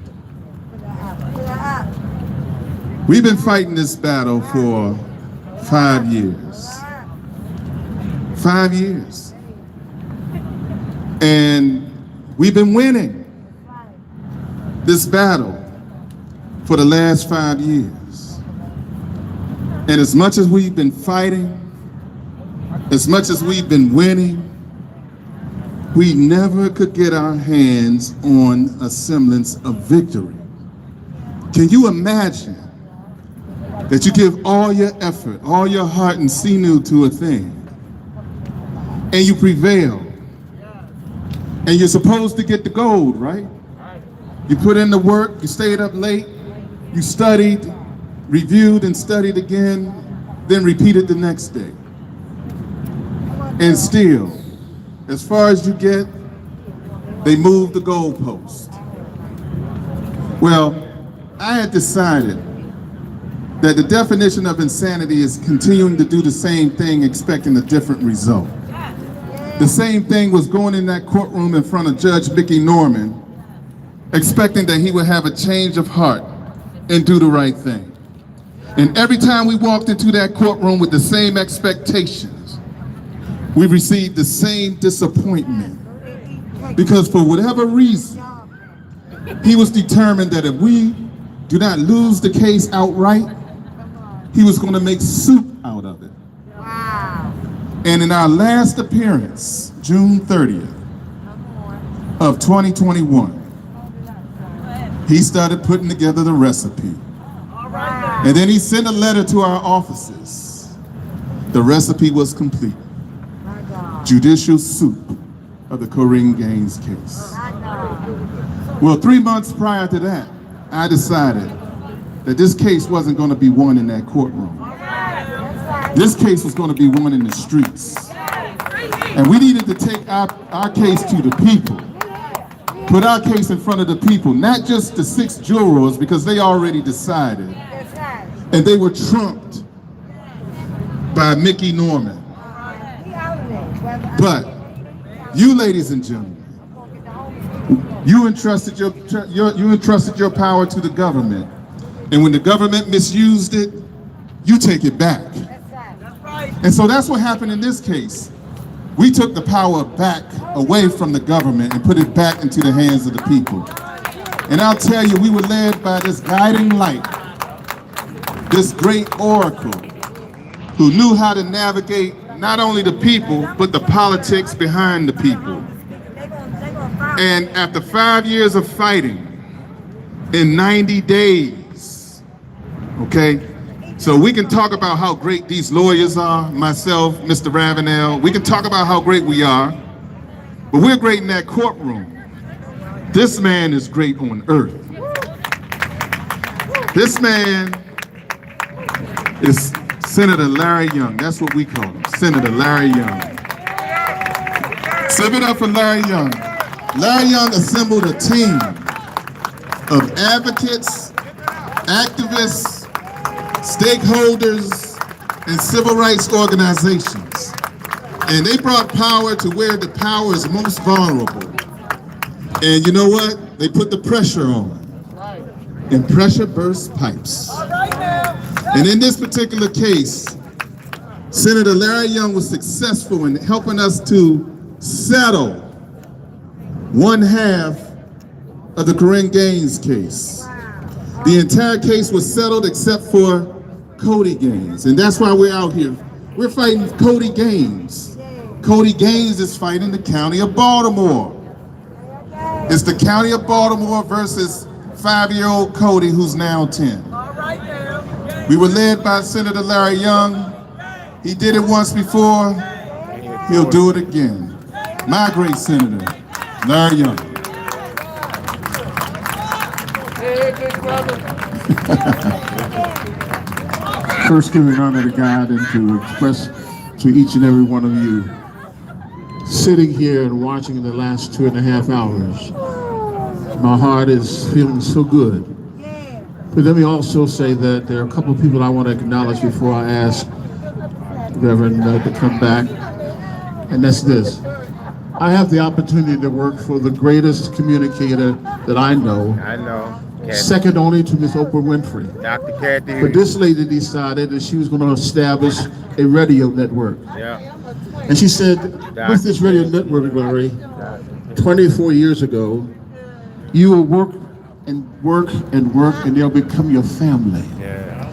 And so what's happened is Kathy Hughes, of Radio One, now Urban One, she has allowed her station to be a station to which black folks know they can bring their problems and their concerns. 5 years. I said, 5 years. And I've been listening to all the stories, and I've been telling them for 24 years. Some I would give attention to, some I would not for whatever reason. But this particular situation, when I heard about Sister Rhonda's daughter, when Jay came to me and he said, listen, we got to do something special. You know Al Sharpton. Let's go to New York. I said, all right, let's go to New York. We went to New York. We sat and watched him on a Saturday morning, getting up at 4, getting there at 5:30, 6 o'clock, watching the whole program that he has every Saturday. And then Sharpton sat down with us, and it only took us 5 minutes. He said, I will come to Baltimore. We needed to bring the national attention. It could not just stay low level. It had to get a national, and Al Sharpton responded. And when he came, we were just about negotiating something nice. In fact, they almost decided we're going to quit. One of the black politicians told me, you know what, we're not going to worry about it. The election's going to be so okay. And Sharpton said, well, I'll tell you what, I'm coming anyway. And if he would come for a courtroom case, the only reason he's not here now, he's funeralizing a dear person within the industry. But he's coming back because we understand the job is not finished. I also want to thank the Reverend Al Sharpton, of course, but I want to thank the Baltimore chapter of the Natural Action Network. I don't know why she left, but please, Ms. Myra Summers, she was over there in that section for a minute there. Oh, there we go, Myra Summers. That's the vice president. Thank you, good lady. You heard them thank all. Let me also tell you, a committee. All of you, I know it's a different organizations. I'm going to thank you. But it was an organization that sat with us and met on Saturday mornings at 9 o'clock. Jay didn't get the call until 1:45 a couple weeks back, and he got that call because I was able to get on the phone. And there's one gentleman I want you to remember. His name is Charles Sidnor, State Senator Charles Sidnor. Family, I can only tell you that in the discussions going on between Jay and the county court clerk, the county attorney, this one state senator stays quiet, but he was instrumental in making sure that the discussion kept going and going.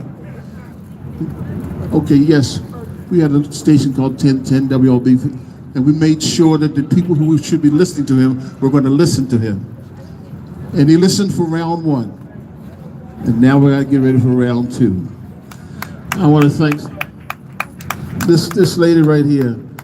Whatever you think about having when they say you have a black woman in front of you, beside you, they're behind you. She don't know, but with her spirit, the fact she can stand here among us and hold us together and tell us we're all part of her family. And she means it. She means it.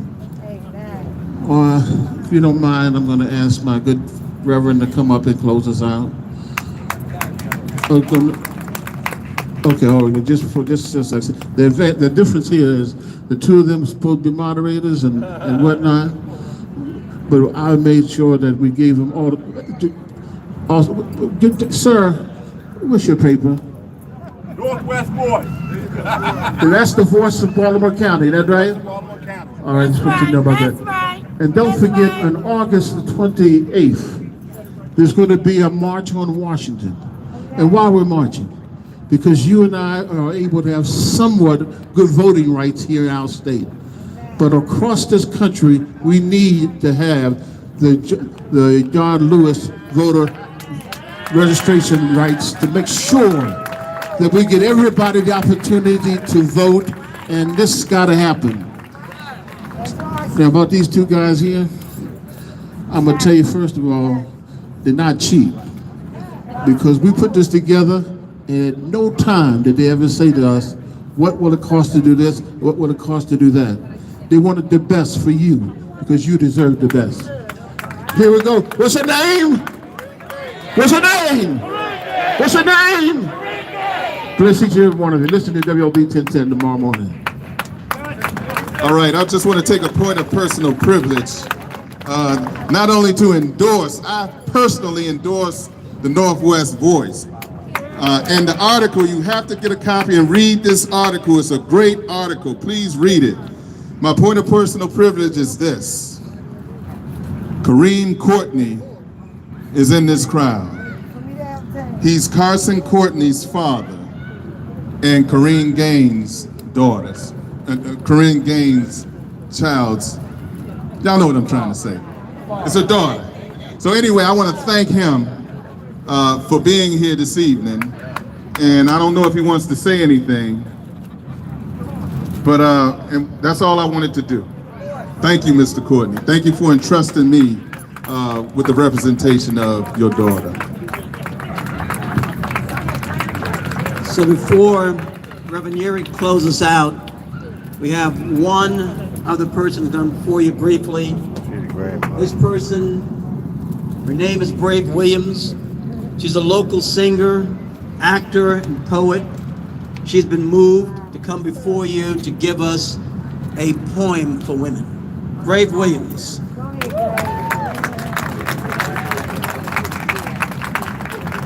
As mentioned, my name is Brave Williams. I just felt the amazing energy that was here tonight, and I just wanted to share this piece for my ladies. Judge me, think not. Love me, think so. These 6.5-inch stiletto heels have climbed mountains that you dare not go. And how do I know? Because I met you at the bottom while you were judging me as I was climbing my way to the top.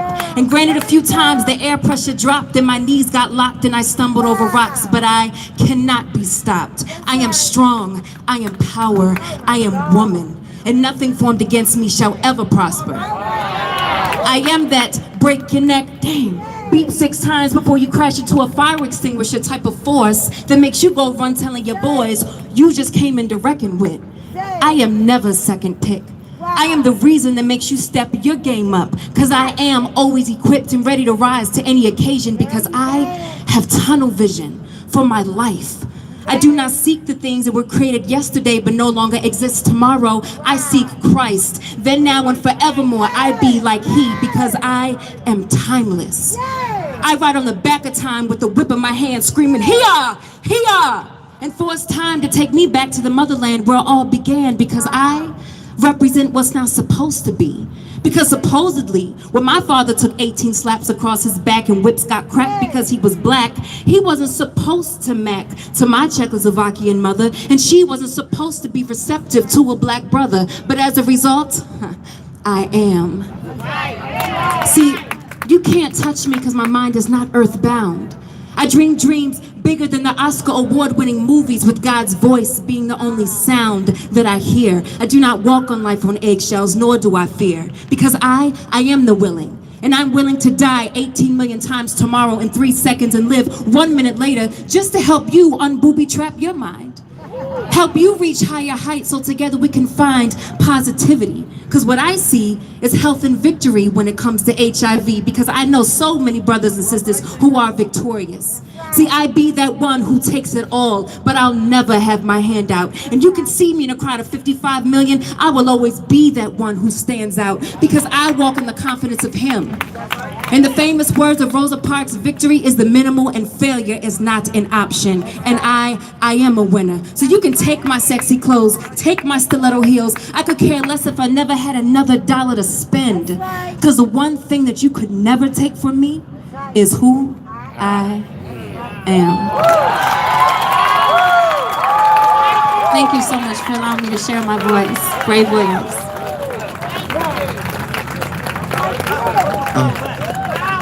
And I really don't want to follow it either. That's why Kareem Courtney is on you, bro. This is the father of Carson Courtney, Kareem Gaines' daughter.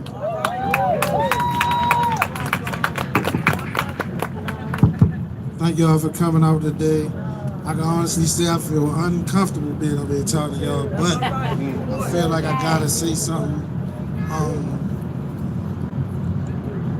Yeah, it's been a long time. It's been 5 years, and honestly, nothing has really changed.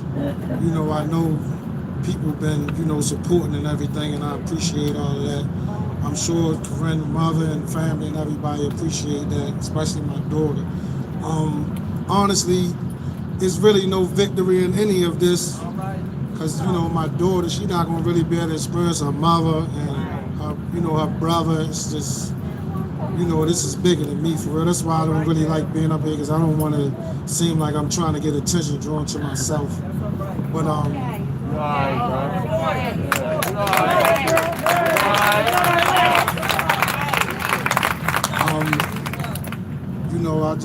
just want to say thank y'all for being here. Thank you to the lawyers, everybody who supported, and like I said, man, hopefully something can be done about the officer who did this.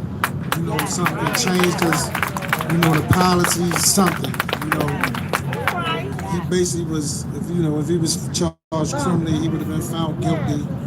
So something has to change. Somebody has to be held responsible for that, just held accountable for your actions. If you're a police officer, you honestly should be held more accountable than a regular citizen.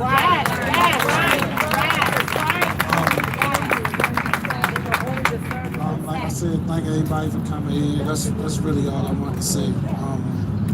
Thank you.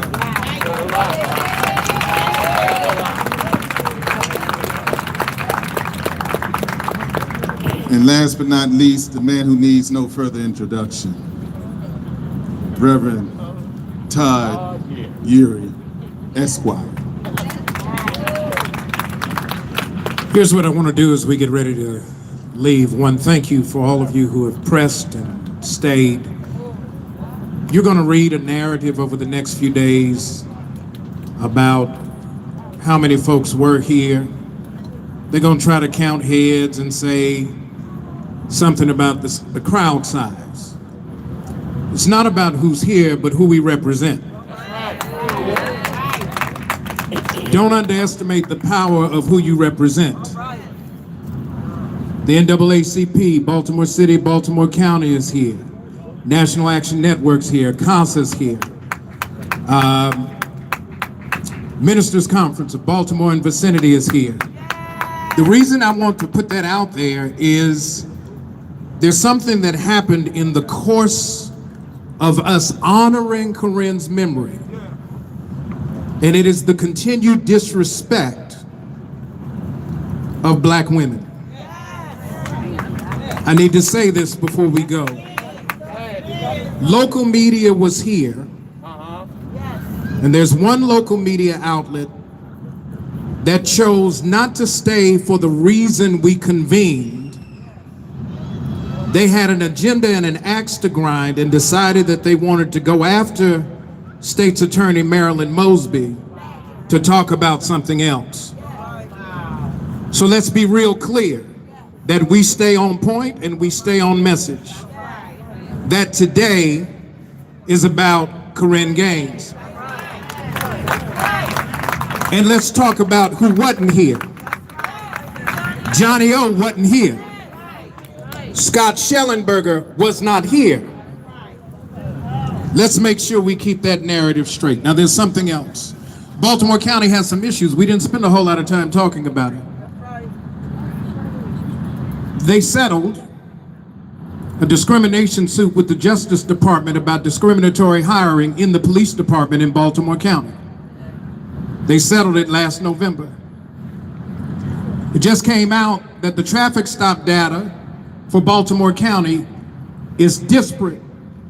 Black and browns get stopped disproportionately in Baltimore County today. That's right. Let's not forget that while we are remembering Korryn Gaines, everybody needs to put it on their social media account, the video of Miss Mellison being hip-tossed to the ground, a 76-year-old grandmother in front of her house by a Baltimore County police officer. That's right. So if we're gonna talk right.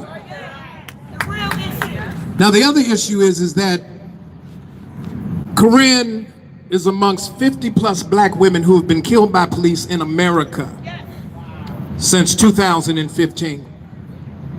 And of the police officers who have taken their lives, listen to me now, not one of them has been convicted.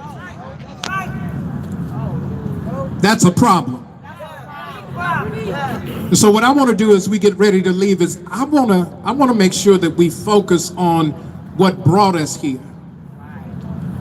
Korryn Gaines had her entire life ahead of her, and it was taken from her, and there's been no accountability. I need all of the sisters, all of the women to step to the front. Brothers, you step back. I'm going to ask you to do something in a minute. Marion, Tamika, Rhonda, I need you all to stand together. Lanita, you stand with them too.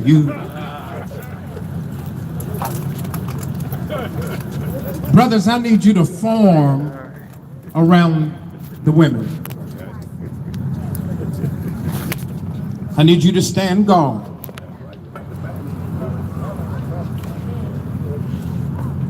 It's not just what we say today, it's what we show.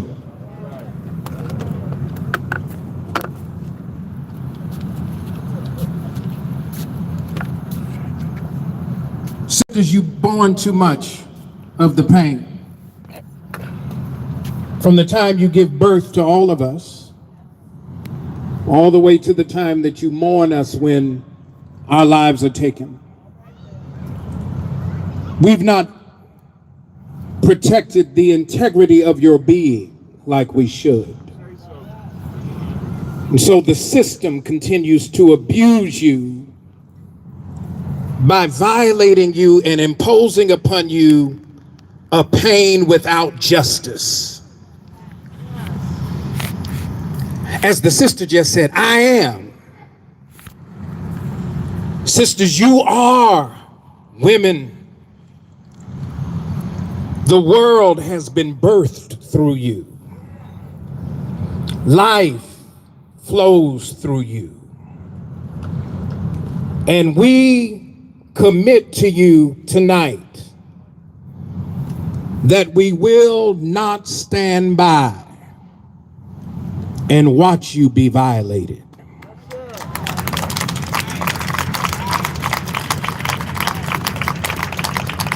It may take litigation from our lawyers. It may take legislation from our elected officials. And sometimes, Tawanda, we just got to take it to the street. Sometimes it just takes a good old demonstration. And so tonight, I need you to look at whoever you're holding on to and say, I love you. Just go on and tell them. I may not know your name, but I love you. That's the power that's going to take us from this moment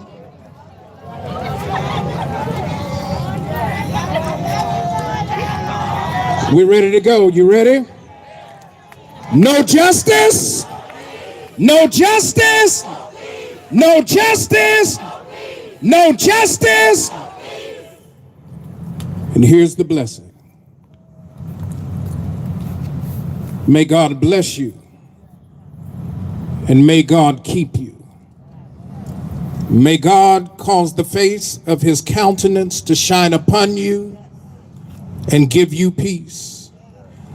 May the power of God give you strength to keep fighting, renew your spirit to keep walking, quench your thirst to keep speaking, and to keep your heart sincere until we get to that place called justice. And hold on. The fight ain't over, but victory is ours. Peace, blessing, grace be to all of you. No justice, no justice, no justice. Come on, let's go on ahead. Let's go eat some crabs.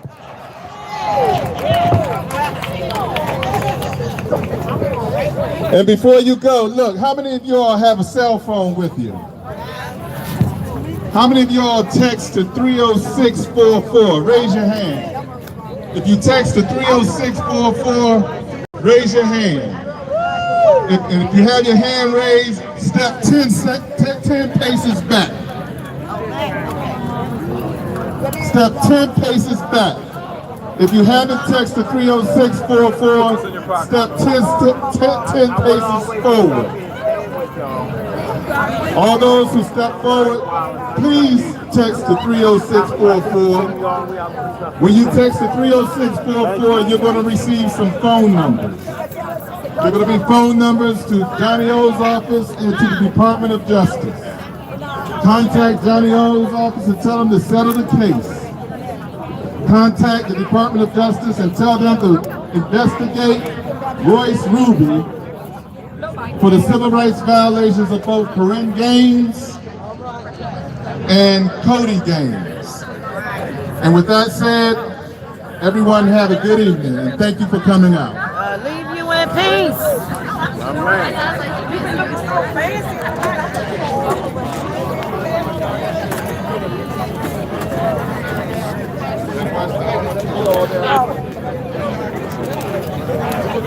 How you doing?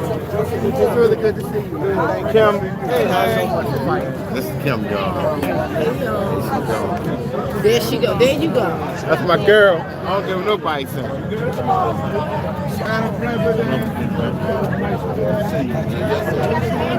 Yeah.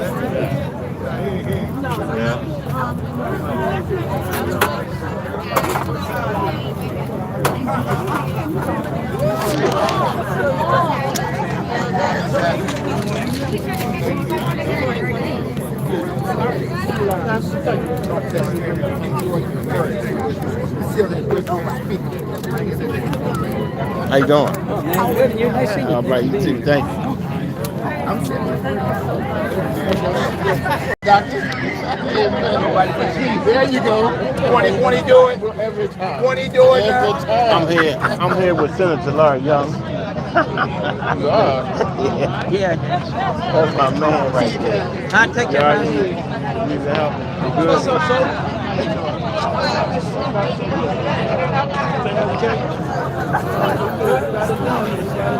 Were you one of the attorneys? I may have missed out on a lot of time. All right, folks, gotta go. Y'all have a good day. Thank everybody for coming out. All right. Everybody, peace.